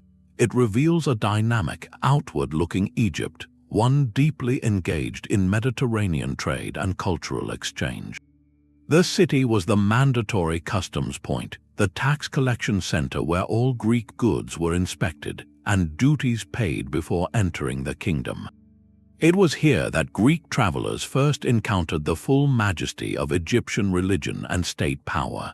The discovery of the bilingual stela, for instance, provides concrete evidence of how Pharaoh Ptolemy III communicated his laws to both his Egyptian and Greek subjects, showcasing the practical administration of a multicultural empire. Heracleion challenges the static, pyramid-focused image of Egypt. It shows us a nation that was also a maritime power, whose prosperity flowed through harbors as much as through the Nile's waters. The city's silent, submerged halls now offer a more complete portrait of the ancient world, one where continents connected not just by land, but by sea, in cities that welcomed the world until the world itself, quite literally, gave way beneath their feet. A single bone fragment can rewrite the story of humanity. In a remote cave high in Siberia's all-time mountains, archaeologists uncovered a tiny sliver of pinky finger bone. It was an unremarkable find, easily overlooked amidst other debris. Yet, when scientists managed to extract genetic material from this 41,000-year-old fragment in 2010, they were not looking at the DNA of a modern human or a Neanderthal. They were staring into the genetic blueprint of an entirely new branch on the human family tree. This was the moment we met the Denisovans, a sister species to the Neanderthals, known to us from nothing more than a few teeth, that finger bone, and the powerful echo of their genes. This discovery did not come from a grand tomb or a cache of tools, but from the silent code within the bone itself. It proved that the most revolutionary artifact can be invisible to the naked eye. The immediate shock was profound. Here was a distinct human population, contemporaneous with both us and Neanderthals, whose entire physical presence in the fossil record could fit in the palm of your hand. Their existence was a ghost in the machine of prehistory, revealed not by their bones but by the indelible mark they left in us, for the real surprise came next. When researchers began comparing the Denisovan genome to genetic data from modern human populations around the globe, they found their signature was not extinct. It lived on. Distinct traces of Denisovan DNA were present, not in Europeans or Africans, but in the genomes of modern populations across Asia, and most strongly among indigenous peoples of Melanesia and Australia. Some groups carry up to 6% Denisovan ancestry. This single genetic fact delivered a staggering blow to the old, clean narrative of human evolution. The classic Out of Africa story suggested a linear march, where modern Homo sapiens emerged from the continent and simply replaced other archaic humans like Neanderthals, with little to no interaction. The Denisovan evidence shattered that simplicity. It revealed a world far more interconnected and intimate. As our ancestors migrated out of Africa and across Eurasia, they did not live in isolation. They met, coexisted, and interbred with at least two other human species, Neanderthals in the west and Denisovans in the east. Our family tree was not a neat, branching line. It was a tangled, hybridizing bush. The implications of this genetic legacy are still being unraveled. Those ancient encounters were not just historical footnotes. They provided real, tangible advantages to the descendants of those unions. Scientists have found that Denisovan genetic variants contributed to modern human adaptations for life at high altitudes in Tibetan populations. Other studies suggest Denisovan genes may have influenced immune system responses and even hair texture in some Southeast Asian groups. These were not separate lines that died out. They merged with ours, contributing pieces of their biological toolkit that helped our shared descendants survive and thrive in new and challenging environments. The story of the Denisovans is a humbling lesson in the limits of the fossil record. It proves that the majority of our past may leave no skeletons at all, only whispers in our blood. It challenges the very notion of what it means to be human, revealing that our identity is not pure, but a magnificent mosaic, stitched together from the meeting of many different peoples in the deep shadows of prehistory. That tiny finger bone did more than identify a new species. It gave us a new mirror, showing us that we carry within us the living memory of lost worlds and forgotten kin. A map can be a claim, a boast, or a carefully planted lie. In the hushed halls of Yale University's Voynich Library rests one of the most contentious pieces of parchment in the world, the Vinland Map. Its drawing is deceptively simple, showing Europe, Africa, and Asia in a style typical of the 15th century. But in the distant northwest Atlantic, it breaks from tradition. There, sketched with deliberate clarity, is a large island labeled in Latin as Vinlandia Insula, a land of vines. According to the map's own text, this island was visited by Europeans in the late 10th century. If genuine, this single sheet of calfskin would be a stunning visual confirmation of Norse voyages to North America, drawn decades before Christopher Columbus was even born. The map's emergence into the modern world is a story in itself. It surfaced quietly in 1957, bound within the covers of a medieval manuscript, and was purchased by a dealer who later donated it to Yale. When the university announced its existence in 1965, the news was a global sensation. Here, it seemed, was the missing cartographic link, a direct challenge to the tidy Eurocentric narrative that credited Columbus with the discovery of the New World.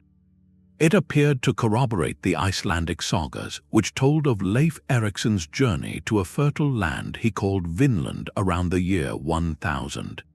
The map seemed to prove that this knowledge had persisted in European circles, waiting to be rediscovered. The initial euphoria, however, soon met the cold scrutiny of science. The debate over the Vinland map is not a polite academic discussion. It is a fierce, decades-long battle fought with microscopes and particle accelerators. The central question is one of chemistry, not history. Is the ink on the parchment truly medieval? Early analysis raised red flags. In 2002, a team at University College London used a technique called micro-Raman spectroscopy and made a startling claim. They detected anatase, a crystalline form of titanium dioxide, in the map's ink. Anatase of that purity, they argued, was a 20th century industrial product, impossible to produce in the Middle Ages. The map, therefore, must be a clever, modern forgery. Case closed, it seemed, but science, like history, is rarely so final. In 2018, a team from Yale and the University of Rochester conducted their own analysis using more advanced X-ray fluorescence spectroscopy. Their results contradicted the earlier findings. They found the map's ink was consistent with iron gall ink, the standard ink of medieval scribes, and argued the anatase could have come from naturally occurring minerals in the sand used to blot the wet ink. The battle lines were redrawn with no clear victor. This ongoing conflict is what makes the map so historically potent, regardless of its ultimate authenticity. It forces us to confront the uncomfortable gaps in our records and the power of a single artifact to upend a national myth. For many, the Columbus story is foundational. The Vinland map whispers that the foundation might be built on a later chapter, that others walked the shore first. It gives tangible weight to the archaeological evidence found far to the north, at El Ants Ox Meadows in Newfoundland. That site, excavated in the 1960s, proved definitively that Norse settlers built houses and worked iron in North America around the year 1000. The map, real or not, keeps that conversation alive in the European imagination. It asks a deeper question about what we consider discovery. The Norse settlement was brief, perhaps lasting only a decade, and it left no permanent mark on the continent's subsequent history. Does a fleeting presence constitute a discovery? The map challenges us to expand our definition, to include not just permanent colonization, but also exploration and the transmission of knowledge, however fragmented. Whether a genuine medieval document or a brilliant 20th century fabrication, the Vinland map has already done its work. It has ensured that the Norse sagas are not dismissed as mere legend, but are treated as historical sources pointing to a real, if fleeting, encounter between two worlds. It reminds us that history is often a palimpsest, where one story is written over another, and that sometimes the most powerful artifacts are those that keep the question burning long after the answer should be settled. The water of a quiet Swedish lake held a memory far older and more complex than anyone could have imagined. At a site known as Canal Jordan, archaeologists carefully excavated what was once a shallow lakebed, now dried land. Their trowels revealed not simple tools or hearths, but a scene that would permanently reshape our view of Europe's deep past. Arranged in a deliberate circle at the bottom of this ancient lake were the skulls of at least 11 individuals. But these were not simply placed there. Each one had been mounted on a wooden stake driven through the base of the cranium, holding the skulls upright in a silent, grim assembly. The remains belonged to men, women, and even adolescents, a community group from roughly 8,000 years ago, a time when Europe was still a world of hunter-gatherers. The initial discovery was jarring. For a long time, the prevailing view of these Mesolithic societies was one of relative harmony, small bands living in balance with nature, their conflicts minimal and their rituals peaceful. This find, now called the Tomb of the Sunken Skulls, presented a stark and undeniable contradiction. Here was evidence of a highly organized post-mortem practice that involved what researchers interpret as ritualized treatment following conflict. The careful arrangement, the selection of individuals from across the community, and the specific placement in water point away from random violence or a simple massacre. This was a ceremony. Analysis of the bones revealed that several of the individuals, primarily the men, had suffered significant trauma to their heads before their passing, likely from blunt force. One woman had a piece of another person's skull placed inside her own cranial cavity. These details suggest these individuals may have been involved in, or victims of, a violent encounter with another group. The subsequent treatment of their remains, however, is what speaks to a sophisticated belief system. The act of impaling the skulls on stakes and submerging them in a lake was almost certainly rich with meaning. Water held profound spiritual significance for many prehistoric cultures, often seen as a boundary between the world of the living and the realm of the ancestors or spirits. By placing these skulls in the lake, the community may have been attempting to contain the spiritual power of the defeated, to honor their own lost members in a way that prevented their spirits from wandering, or to make a terrifying statement to rivals. It was a practice that blended memory, power, and fear. This discovery forces a necessary and difficult revision of history. It challenges the romantic notion of a lost peaceful golden age. Instead, it paints a picture of Mesolithic life that was just as socially and politically complex as later periods, complete with intergroup conflict, intricate religious beliefs, and rituals designed to manage the psychological and spiritual aftermath of violence. The people at Canal Jordan were not simple children of nature. They were fully human, capable of both profound connection to their world and acts of severe, ritualized action that we are only beginning to comprehend. Their silent, staked skulls do not tell a story of mindless brutality, but of a society grappling with loss, power, and the eternal human question of how to deal with the dead, especially those who died in conflict. It reminds us that the seeds of complex social behavior, including warfare and its accompanying rituals, were sown much earlier than we once believed, in the quiet lakes of a world we are still learning to see. High atop the ancient citadel of Hattusa, a single stone keeps its secret. The Hittite Empire, a formidable Bronze Age power that clashed with pharaohs and controlled Anatolia, built its capital as a testament to earthly might, with towering walls and monumental gateways guarded by stone lions and sphinxes. Yet at the very zenith of this sprawling city, amidst the ruins of temples and palaces, archaeologists found an object that defies the logic of power and politics. It is a large, smoothly polished block of nephrite, a rare green stone carved with a peculiar, shallow basin at its top and a series of channels running down its sides. This is the Hattusa green stone, and it sits precisely at the highest geographical point of the entire capital, a deliberate placement that speaks volumes in its silence.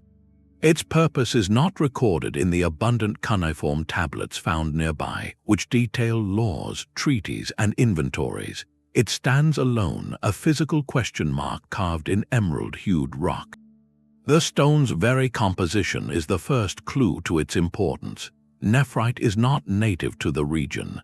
This green stone had to be transported over a great distance, a significant undertaking that immediately marks it as an object of high value and sacred significance. Its color alone would have connected it to ideas of fertility, vitality, and the eternal in the Hittite worldview. But it is the combination of its form and its unparalleled location that truly challenges our understanding. The carved basin and channels are not decorative, they are functional. The leading theory suggests this was a libation stone, a site for liquid offerings. During a ritual, a priest might pour water, wine, or oil into the basin, and the channels would guide the flowing liquid in a specific ceremonial pattern, perhaps anointing the stone or symbolizing a sacred flow from the heavens down to the earth. Yet its placement at the city's highest point suggests a function that transcended even the most solemn temple rite. This was not just a ritual object, it was a cosmological anchor. In the Hittite belief system, high places were bridges between the earthly realm and the divine. By positioning this unique stone at the summit of their world, the Hittites may have been creating a permanent axis mundi, a point where heaven and earth met. The channels could have been aligned to catch the first light of the dawn on the solstice, or to channel rainwater as a direct gift from the storm god, the Hittites' chief deity. It might have served as an astronomical marker, its shadow or the flow of liquid across its surface tracking the passage of the sun or stars, turning the entire capital into a giant sundial or calendar. This single artifact forces us to admit the limits of our knowledge. We can decipher Hittite treaties with Egypt, but we cannot fully decode the silent language of their most profound spiritual technology. The green stone reminds us that an empire's true center of gravity might not be its throne room or its treasury, but a quiet, enigmatic stone on a hilltop where they believed they could touch the sky. It resists the modern urge to categorize everything as either practical or decorative. It exists in a third space, the realm of the symbolic and the celestial, a testament to a civilization that measured its power not just in military conquests, but in its ability to commune with the forces that ruled the universe. A landscape can hold a question so vast it becomes part of the earth itself. On the wind-swept high plains of central Laos, the rolling green hills are dotted not with trees or boulders, but with thousands of colossal stone jars. This is the Plain of Jars, a megalithic puzzle scattered across the Xiang Quang Plateau. The jars are hewn from solid sandstone and granite, some standing nearly 10 feet tall and weighing many tons. Their forms are simple yet monumental, with wide cylindrical bodies, some with fitted lids resting nearby. They cluster in groups from a few dozen to several hundred, scattered across dozens of sites, creating an eerie, silent city of stone. Dating places their creation in the Iron Age, roughly from 500 before the Common Era to 500 after, yet their makers left no written records, no grand cities, and very few other clues about who they were. This absence is the core of the mystery. A society capable of quarrying, shaping, transporting, and arranging thousands of multi-ton stone jars across a wide region was clearly highly organized, with significant labor resources and a powerful shared purpose. Yet, this same society seems to have vanished from the historical record, leaving behind almost nothing but these silent vessels. Their very existence challenges the regional narratives of Southeast Asian prehistory, which often focus on the later, well-documented kingdoms. The jars force us to acknowledge a lost chapter, a complex culture that mastered its landscape for reasons we can only guess at. The most enduring theory, supported by archaeological finds from excavations within and around the jars, is that they served a funerary purpose. Researchers have uncovered human bone fragments, glass beads, and ceramic grave goods inside some of the vessels. This suggests they may have been used for what is known as excarnation, a practice where the remains of the departed were placed in the jars to be exposed to the elements, a final ritual before the bones were collected for secondary burial elsewhere. The jars, in this light, were not tombs but sacred vessels in a prolonged ceremony of returning to the earth. Other theories propose they were used for storing rainwater for traveling caravans, or for fermenting vast quantities of rice wine for large communal festivals. Each idea speaks to a different aspect of society: the spiritual, the practical, the celebratory. Perhaps the truth encompasses all three, with the jars serving multiple roles across generations. The haunting quality of the site today is amplified by a more recent tragic layer of history. During the Vietnam War era, the plain was subjected to intense bombing, and many areas remain littered with unexploded ordnance. This dangerous legacy has made archaeological work slow and perilous, adding a physical barrier to the already profound historical one. The jars stand as resilient witnesses, scarred yet enduring, their original meaning now intertwined with a more modern narrative of conflict and resilience. To walk among them is to feel the weight of a double mystery: the ancient question of their creation, and the sobering reminder of how quickly knowledge can be fragmented and lost, whether by the slow erosion of centuries or the sudden violence of war. They do not offer easy answers. Instead, they offer a lesson in scale and humility. Here is a project that required the coordinated effort of hundreds, perhaps thousands of people across generations. It was clearly of paramount importance to their identity and beliefs, and yet that entire worldview, that driving purpose, has evaporated, leaving only the heavy, empty containers behind. The Plain of Jars challenges us to listen to a different kind of history, one written not in words or battles, but in the patient, collective act of moving stone across a plain, for a reason that now whispers only in the wind between them. The weight of a single book can feel like the weight of an entire world.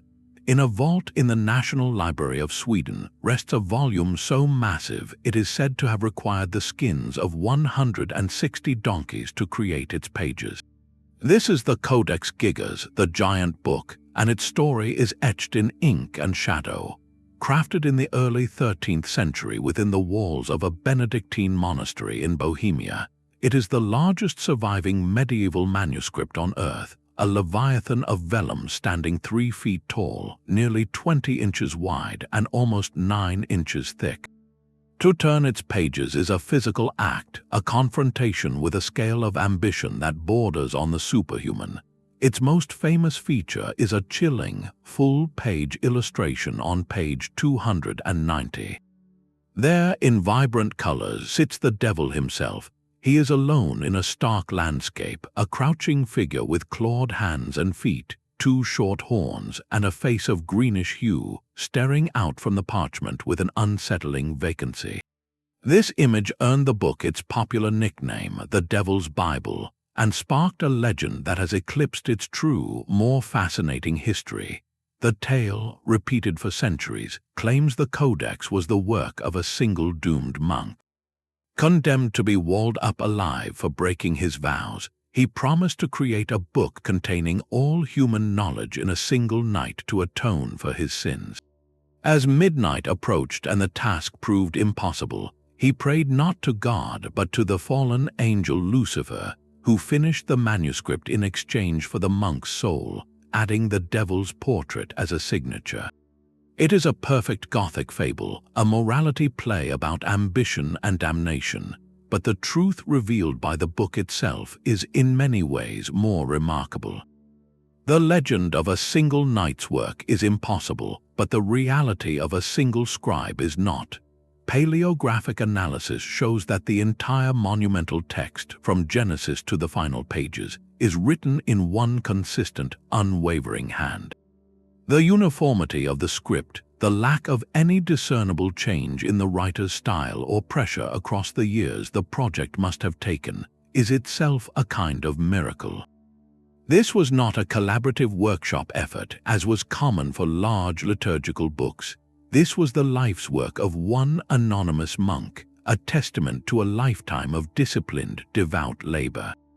This fact alone challenges our modern assumptions about medieval monastic life, revealing an individual capable of sustained, monumental focus. The content of the Codex is where its true challenge to history lies. It is a breathtakingly eclectic library bound as one. It begins as any proper Bible would with the Old and New Testaments, but then it continues seamlessly into texts that seem to belong to another world. There is the Etymology of Isidore of Seville, a vast encyclopedia of ancient knowledge. There are historical works by Josephus, medical texts by Hippocrates and Galen, a calendar for calculating saints' days, and even a guide to exorcism. This is the key to the Codex's true nature. It was not just a Bible, it was a Vade Mecum, a go-with-me volume designed to be a complete reference for a monastic community. It blends the sacred and the secular, the theological and the practical, without any sense of contradiction. The medical texts sit beside the scriptures because caring for the body was part of caring for the soul. The historical chronicles are there because understanding human time was part of understanding God's plan. The infamous devil portrait is not an act of worship, but a common medieval depiction of the adversary, likely placed opposite a magnificent painting of the heavenly city to illustrate the cosmic choice between salvation and damnation. The Codex Gigas embodies the profound intellectual and spiritual tensions of its age. It represents a worldview where all knowledge, from how to set a bone to the nature of the divine, was part of a single, interconnected whole. The monk who penned it was not making a pact with darkness. He was attempting, through a lifetime of silent, painstaking work, to capture the light of all understanding within the covers of a single, giant book. It stands as a monument not to demonic aid, but to human endurance, a fragile vellum fortress built against the vastness of the unknown. Beneath the cerulean waves off Japan's westernmost island, the seafloor holds a geometry that feels deeply, unsettlingly out of place. This is the Yonaguni Monument, a sprawling complex of sandstone terraces that plunge down to depths of over 80 feet. From above, its form is unmistakable. There are massive, flat platforms with near-perfect 90-degree corners. There are straight, vertical walls that drop like cliffs. There are what appear to be wide staircases with uniform steps and two prominent pillars that rise toward the surface. To the eyes of those who first documented it in the mid-1980s, led by marine geologist Masaaki Kimura, it looked less like a natural formation and more like a sunken ceremonial plaza, a pyramid carved by human hands in a forgotten age. The central question it poses is as stark as its edges. Are we looking at the handiwork of nature or the drowned architecture of a culture lost to the rising seas? The argument for a human origin is compelling. Proponents point to features that seem to defy simple geology. The monument's most famous structure, often called the terrace, displays a sharp, clean triangular formation. There are perfectly circular holes bored into the rock, which some suggest could have been used for mooring posts. Elsewhere, a narrow, straight channel cuts through the stone, resembling a pathway or aqueduct.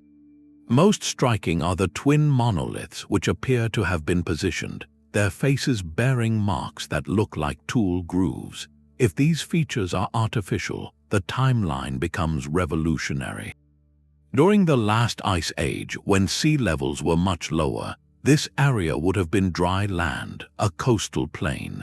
Radiocarbon dating of stalactites from an underwater cave connected to the structure suggests the area was above water until at least 8,000 years ago, potentially placing any construction in a prehistoric era before the Great Pyramids of Egypt were even a concept.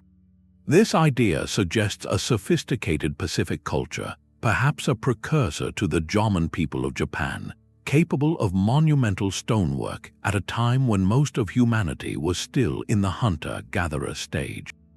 It is a vision of a lost chapter, a civilization whose achievements were literally submerged by the melting glaciers, leaving only this cryptic underwater ruin as evidence.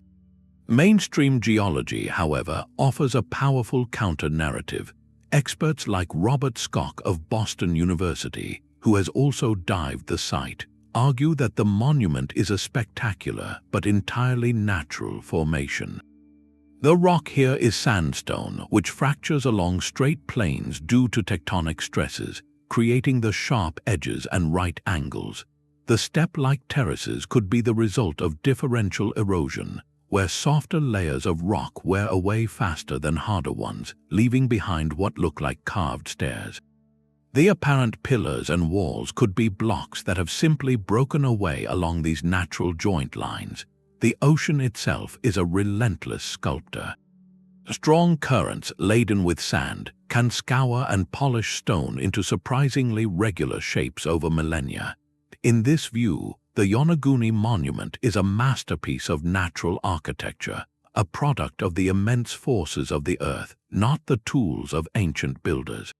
The human mind, they caution, is predisposed to see patterns and intention, especially in the haunting, filtered light of the deep sea, a psychological phenomenon known as pareidolia, where we perceive familiar shapes in random forms. The true historical challenge of Yonaguni lies not in proving one side definitively right, but in the profound debate it sustains. It forces a confrontation with the limits of our knowledge about the post-Ice Age world. We know sea levels rose dramatically, swallowing vast stretches of coastal land that early humans would have inhabited. Archaeology on dry land can only tell us part of the story. What if the continental shelves hold the rest? Yonaguni becomes a symbol for all the potentially lost sites now underwater, from the Doggerland Plains of the North Sea to the Sunda Shelf of Southeast Asia. It challenges the archaeological community to look beyond the current coastline and consider that some of our most important ancestral homes may be forever out of reach, preserved in the silent galleries of the ocean. Whether a natural wonder or a human one, the monument serves as a permanent stone question. It asks us to reconsider the resilience and reach of ancient peoples and to hold space for the possibility that some of history's greatest structures are not on our maps but beneath our waves, waiting for the tides of understanding to turn. A cloth can become a battlefield where faith and science meet, each armed with different kinds of evidence. The Shroud of Turin is a simple rectangle of ancient linen, measuring 14 feet by 3, yet it carries an image that has inspired devotion, skepticism, and fierce debate for over 6 centuries. On its surface is the faint, straw-colored imprint of a man who appears to have suffered the Roman practice of crucifixion. The details are hauntingly specific. There are marks that correspond to scourging on the back, punctures at the wrists and feet, a wound in the side, and even what looks like swelling around one eye. For many of the faithful, this is not an artistic rendering. It is believed to be the actual burial cloth of Jesus of Nazareth, a divine photograph imprinted at the moment of resurrection. This belief has made it one of the most venerated relics in Christendom, drawing millions of pilgrims who see in its faint lines a tangible connection to the sacred. The scientific investigation of the shroud, however, has woven a far more complex and contentious story. In 1988, with the permission of the Vatican, 3 independent laboratories were given small samples from a corner of the cloth for radiocarbon dating. The results were unanimous. The linen fibers dated to between 1260 and 1390 of the Common Era, squarely within the medieval period. To many in the scientific community, this was a definitive answer. The shroud was a medieval artifact, likely created around the time it first appeared in historical records in France in the 1350s. This placed it over a millennium after the events of the Gospels, seemingly closing the case on its authenticity as a first-century relic. But the story did not end there. The carbon dating results, rather than settling the matter, ignited a new firestorm of debate. Critics of the findings pointed to potential problems with the sample itself. They argued the corner from which it was taken could have been contaminated by centuries of handling, smoke from a fire that damaged the shroud in 1532, or even microbial growth and chemical changes from repeated restoration attempts. Some researchers proposed that the 1988 sample might not be representative of the entire cloth, noting that it came from an area that was likely repaired or rewoven in the Middle Ages. This opened a door of doubt, allowing the possibility that the shroud's true age remained unknown. Beyond the dating controversy lies the shroud's central, enduring mystery. How was the image created? The imprint is not a painting in any conventional sense. There is no pigment, no brushstrokes, and the coloration resides only on the very topmost fibers of the threads. The image is a perfect photographic negative. When first photographed in 1898, the negative plate revealed a startlingly clear, positive portrait, a level of detail invisible to the naked eye. This three-dimensional information encoded in the image's intensity is something no medieval artist could have conceived, let alone executed. Scientists have proposed numerous naturalistic explanations over the years, from a form of early photography involving a camera obscura and silver compounds, to a chemical reaction caused by vapors from a body and burial spices. Others have suggested a burst of radiant energy, perhaps from a brief, intense source, that caused a superficial scorching of the linen fibers. To date, no one has been able to replicate the shroud's exact combination of superficiality, detail, and negative characteristics using materials and techniques available in either the 1st or the 14th century.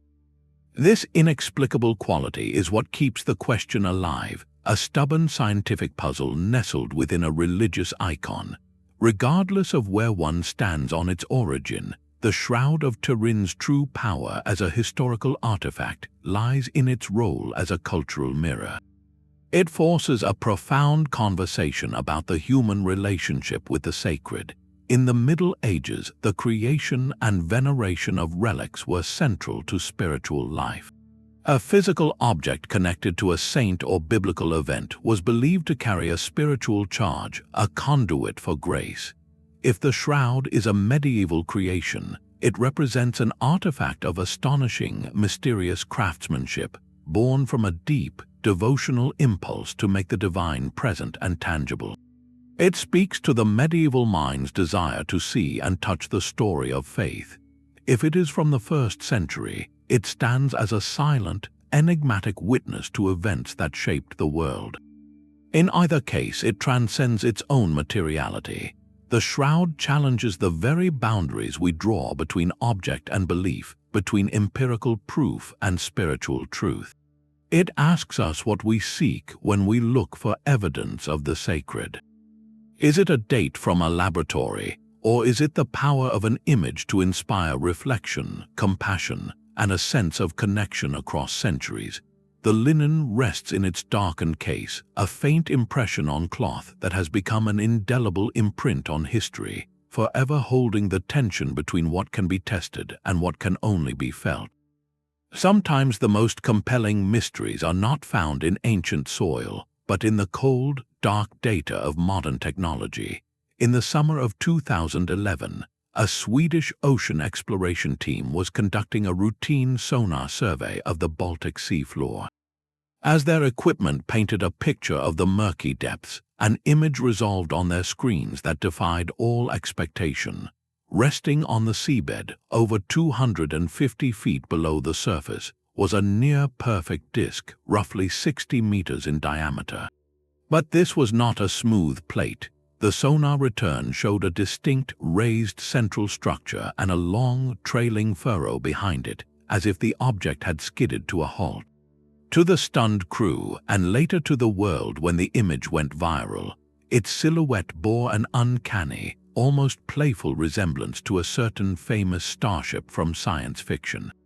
The internet swiftly dubbed it the Baltic Sea Anomaly, and a modern legend was born. The immediate reaction was a collision of excitement and skepticism. Here was a shape that looked engineered, not eroded. Divers who later visited the site reported further strange phenomena. Their electrical equipment, cameras, and satellite phones allegedly malfunctioned when they approached the object, only to resume normal function once they ascended. This added a layer of eerie, technological interference to the physical mystery, fueling speculation that this was not a rock, but a relic. Could it be a sunken, unidentified craft, a piece of ancient, lost technology, or even a forgotten Nazi anti-submarine device? The human imagination, faced with such a clean geometric form in a place of pure randomness, raced to fill the void with stories. Geologists and marine scientists, however, urged a more terrestrial perspective. They pointed to the most likely explanation. The Baltic Sea region was heavily glaciated during the last ice age. As massive ice sheets advanced and retreated, they scraped the bedrock, carried boulders, and deposited moraines. A glacial deposit, they argued, could absolutely take on a wide variety of shapes. The disk could be a large nodule of volcanic rock that resisted erosion differently than the surrounding seabed. The trailing furrow might be a natural sediment drift pattern shaped by deep sea currents. The electrical interference reported by divers could be attributed to the high concentration of metals in the rock itself, like manganese, which is common on ocean floors and can disrupt signals. In this view, the anomaly is a magnificent example of pareidolia, our brain's powerful tendency to see familiar, intentional patterns in random natural forms. We see a starship because we are a culture raised on science fiction. A medieval monk might have seen a giant shield or a celestial chariot. This tension between the fantastical and the geological is precisely what makes the Baltic Sea Anomaly a perfect modern entry in our countdown. It is a history-challenging find not because it rewrites ancient timelines, but because it challenges our contemporary process of discovery itself.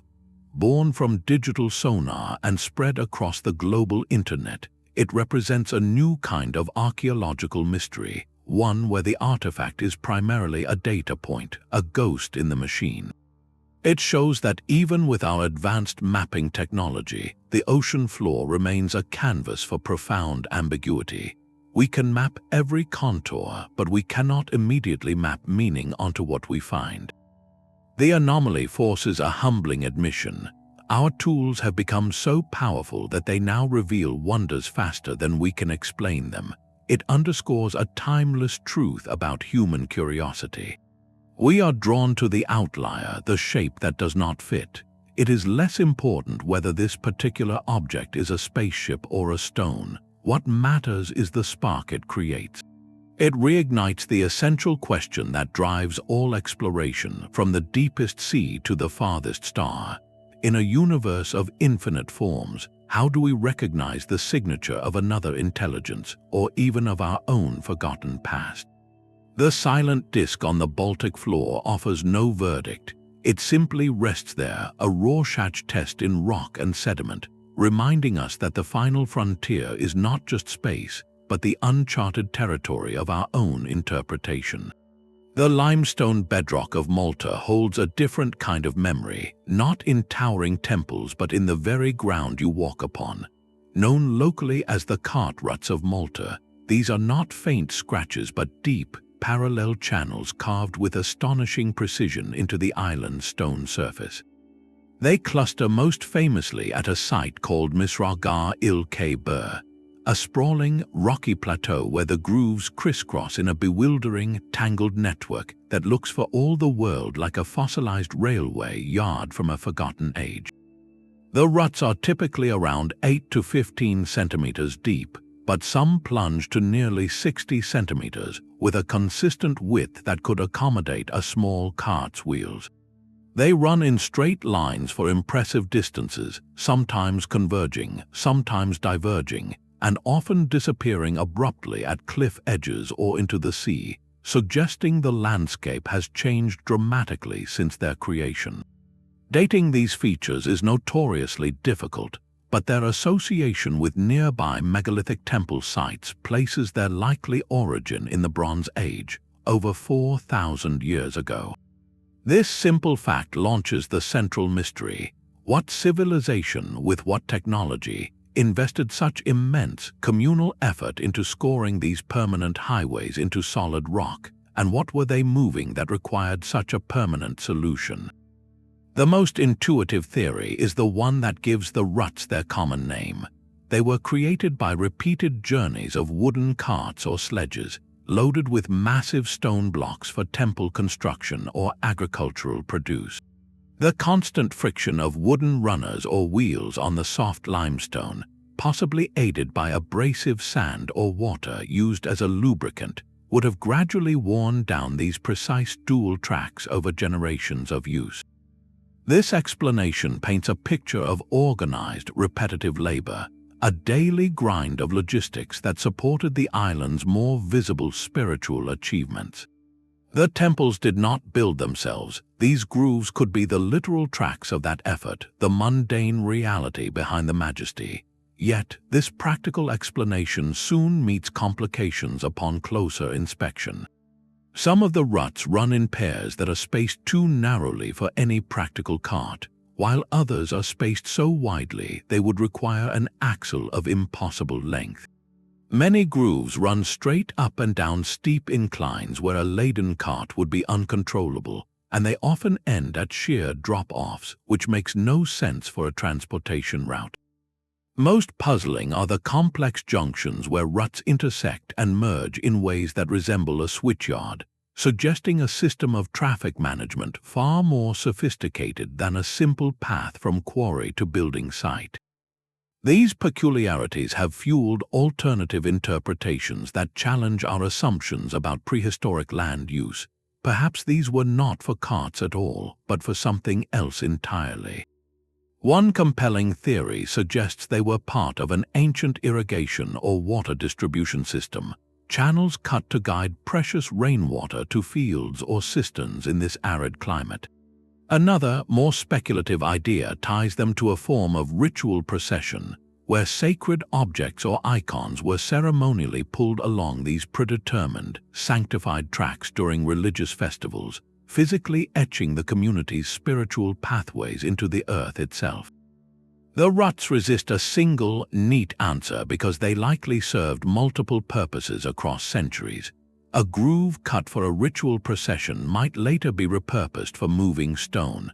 A track worn by agricultural sleds might become integrated into a broader network as settlements grew. This layered utility is what makes them such a powerful historical challenge. They are not a monument to gods or kings, but a direct, tangible imprint of daily life and systemic organization. While the temples speak to a culture's spiritual aspirations, the cart ruts whisper of its logistical mind, its understanding of territory, and its relentless, grinding work. They prove that infrastructure is not a modern concept. These grooves represent a civilization thinking in terms of routes, efficiency, and permanent alteration of the landscape for communal benefit. To stand among them is to feel a profound connection not to the extraordinary, but to the ordinary rhythm of an ancient world. You are not looking at art or architecture, but at the fossilized evidence of movement itself, the indelible signature of countless journeys whose purpose has faded, leaving only the profound and beautiful mystery of their path. Deep within a sandbank of the Meuse River, workers uncovered a discovery that felt like a piece of a puzzle from the wrong box. In 1974, near the Romanian town of Aiud, excavators digging about 30 feet down found 3 objects buried together in a layer of Pleistocene sediment. Two of them were the massive fossilized bones of a mastodon, a prehistoric elephant-like creature that vanished from the region over 10,000 years ago. The third object was something entirely different. It was a wedge-shaped metal artifact heavily corroded with the clear marks of having been worked by tools. Initial analysis dismissed it as a piece of a modern excavator's tooth, and it was tossed into a storage shed, forgotten for years. It was only later, when a curious researcher decided to take a closer look, that the artifact's true nature emerged, and with it, a paradox that cuts to the heart of our technological timeline. Scientific analysis revealed the wedge was composed of a complex alloy, primarily aluminum. This fact alone might not seem extraordinary to us today, living in a world of aluminum cans and aircraft frames. But the history of this metal tells a different story. Aluminum is the most abundant metal in the Earth's crust, yet it is never found in a pure metallic state in nature. It is always locked tightly within minerals, requiring immense amounts of electricity to separate and refine. The industrial process to produce pure aluminum was not invented until 1825, and it remained a rare, precious metal, more valuable than gold, until the late 19th century. For a piece of worked aluminum to be found in a geological layer alongside Ice Age megafauna is, according to conventional history, an impossibility.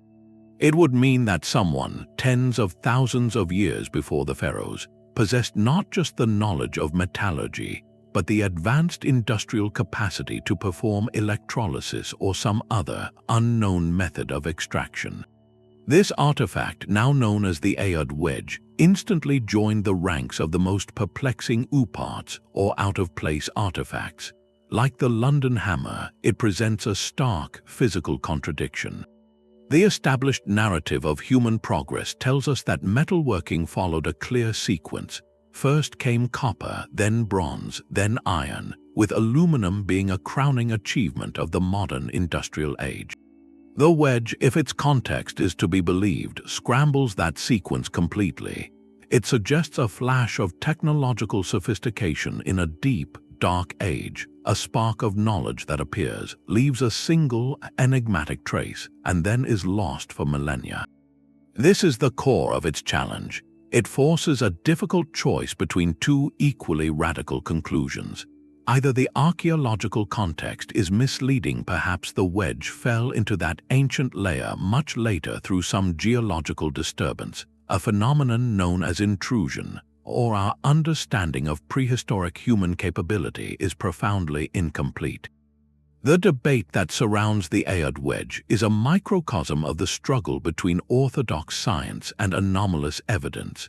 Mainstream archaeologists lean heavily on the principle of context being paramount. They argue that without irrefutable proof that the wedge was manufactured at the same time the mastodon bones were deposited, it cannot be used to rewrite history. It is, in their view, far more likely to be a 20th century object that accidentally found its way into an older layer, a trick of stratigraphy. Proponents of its antiquity, however, point to a second crucial detail from the analysis. The wedge was found to have a thick coating of aluminum oxide, a patina that experts stated would have taken centuries, if not thousands of years, to form under those burial conditions. This claim introduces a new layer of complexity, pitting one form of scientific analysis against another. Ultimately, the Aiud Wedge may never provide a definitive answer. Its power lies not in solving a mystery, but in embodying one. It is a physical manifestation of a question mark. It asks us to hold two conflicting ideas in our minds at once. On one hand, we must trust the meticulous, slow-building methodology of archaeology, which has given us a reliable, if broad, map of our past. On the other, we must acknowledge that the map still has blank spaces, and sometimes we find a landmark that does not fit the cartographer's key. The wedge does not demand we believe in ancient astronauts or lost super-civilizations. It simply asks for humility. It reminds us that the story of innovation is not necessarily a straight upward line. It could be a spiral or a series of fits and starts, with brilliant ideas flaring up in isolation only to be swallowed by time, leaving behind nothing but a corroded piece of metal beside the bones of a forgotten giant, waiting for a future age to rediscover it and wonder. Water holds secrets, but sometimes the greatest ones are hidden when it is finally pumped away. In 1992, farmers in China's Zhejiang province decided to drain a series of local ponds, believing the water to be only a few feet deep. As the pumps hummed and the water level dropped, they were met with a sight that defied all expectation. This was not a shallow basin, but the open mouth of a colossal, man-made cavern. What they had assumed were natural ponds were in fact skylights, the water-filled entrances to an underground world. This chance discovery led to the uncovering of the Longyou Caves, 24 immense subterranean halls carved by human hands from solid sandstone and siltstone. Stepping inside is like entering the belly of a stone giant. The caves are staggering in their scale and precision. Each hall is vast, some covering over 10,000 square meters, with ceilings soaring to 100 feet high, supported by massive, evenly spaced pillars that appear to hold up the mountain itself. The walls, floor, and ceiling are not rough-hewn. They are covered from edge to edge in a uniform pattern of parallel chisel marks, a deliberate, decorative texture applied with a meticulous consistency that speaks of an aesthetic vision, not just functional excavation. The angles where walls meet are sharp and true, the surfaces flat and smooth. The entire complex represents the removal of nearly 1 million cubic meters of stone. And here lies the first profound mystery. Where did all that rock go? For a project of this magnitude, the rubble pile would be a mountain in its own right, visible for miles. Yet no such debris field has ever been found in the surrounding landscape. The stone simply vanished, as if it were carried away in the night, leaving no trace of its destination. This logistical ghost story is only the beginning. The engineering itself is a puzzle that humbles modern understanding. The caves are not a random network. They are laid out in a parallel arrangement with consistent wall thickness between them, suggesting the planners had an advanced understanding of load distribution to prevent collapse. They worked in near darkness, yet their measurements and angles are precise. They left no inscriptions, no murals, no artifacts that might hint at their purpose. Dating is difficult, but based on pottery fragments found in the silt, archaeologists estimate their creation to the Qin or Han dynasties, around 2,000 years ago. This timeframe places them in an era of immense imperial projects, like the Great Wall and the Terracotta Army. Yet, unlike those endeavors, the Longyou Caves are absent from all historical records. Not a single scroll, not a single chronicle mentions the decades of labor, the army of workers, or the unimaginable cost of carving out this hidden empire beneath the earth. Why would a civilization undertake such a backbreaking, anonymous project? The theories are as varied as they are speculative. Were they imperial quarries providing stone for a nearby city that has since vanished? The decorative chisel marks argue against this, as a quarry would not waste effort on aesthetic finishing. Could they have been secret imperial tombs or ceremonial spaces, designed for rituals connected to the underworld? Their sheer, echoing emptiness feels more like a cathedral than a warehouse.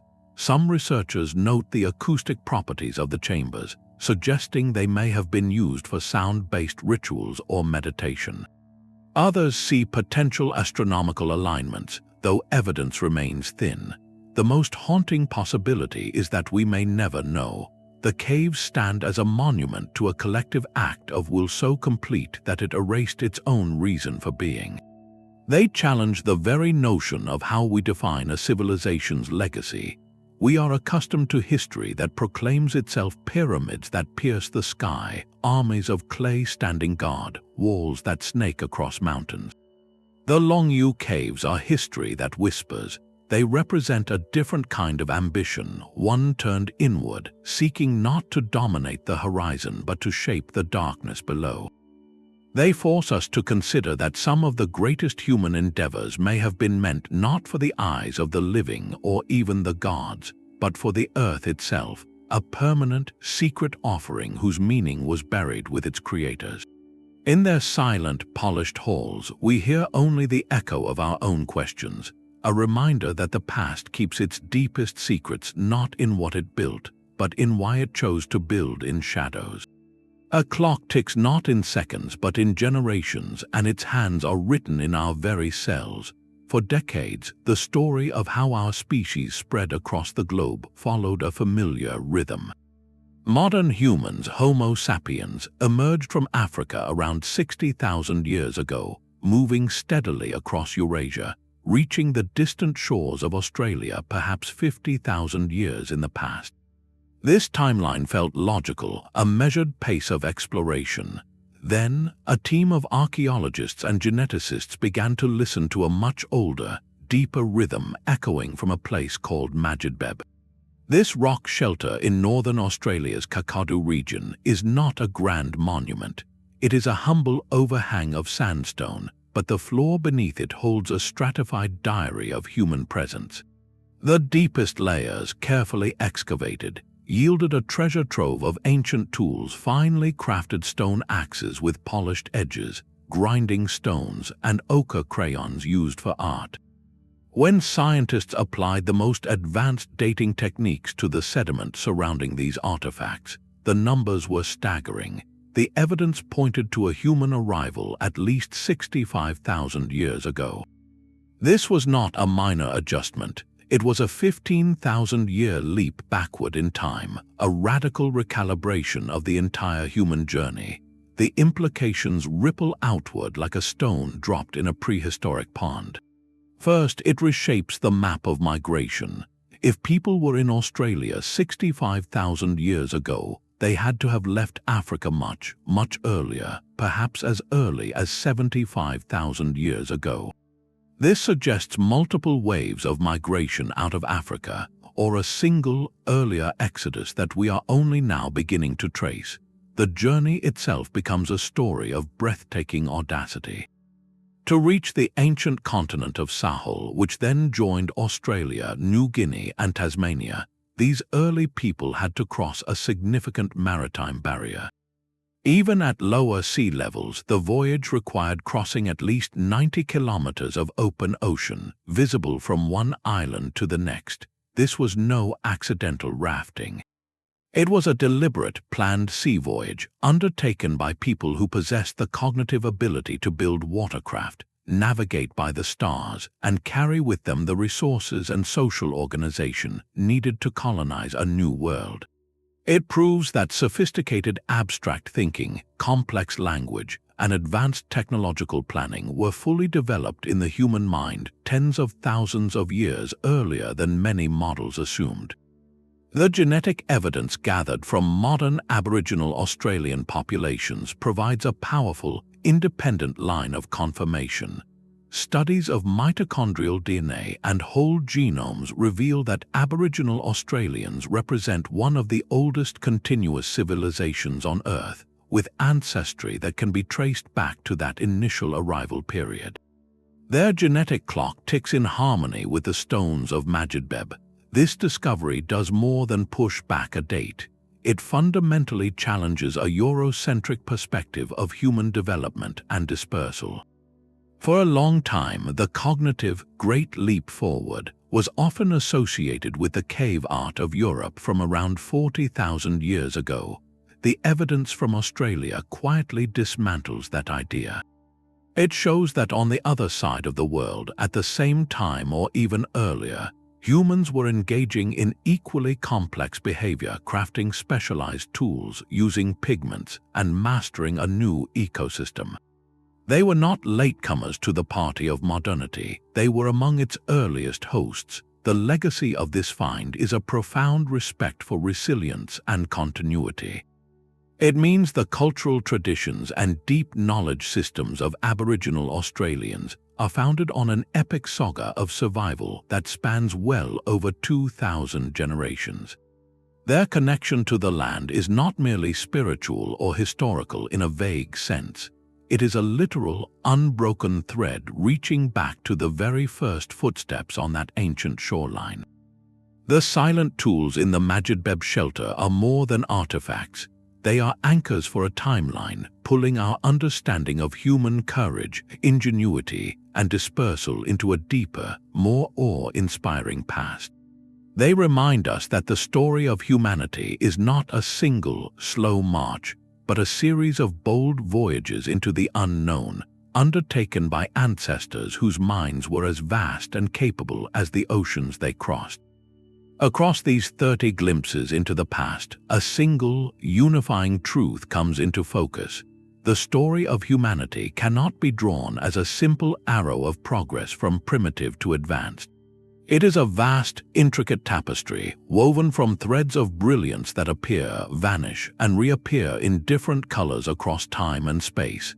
The temple that predates farming, the machine that predicts eclipses, the map that shows an ice-free coast, the gene that survives in living people. Each one is a knot in that tapestry, a point where the pattern surprises us. Together, they reveal a world where innovation was not a monopoly of one region or era, but a spark that could catch fire anywhere human curiosity met a challenge. The builders of Göbekli Tepe, driven by a need for the sacred, may have inadvertently invented civilization. The makers of the Antikythera Mechanism, in their quest to model the cosmos, achieved a mechanical sophistication we thought impossible. These were not isolated miracles. They were expressions of a universal human capacity to look at the world and ask, what if, how can we shape this, what lies beyond? This pattern of independent invention and profound belief shatters the old, linear narrative. It shows us that the same deep questions about life, death, the stars, and our place within it all arose in the jungles of Costa Rica, the deserts of Peru, and the islands of the Pacific. The stone spheres, the Nazca Lines, the Moai, each represents a community pouring its collective heart and skill into a permanent statement, proving that the drive to create meaning is as fundamental as the need for food or shelter. This journey through disrupted history also teaches a profound humility.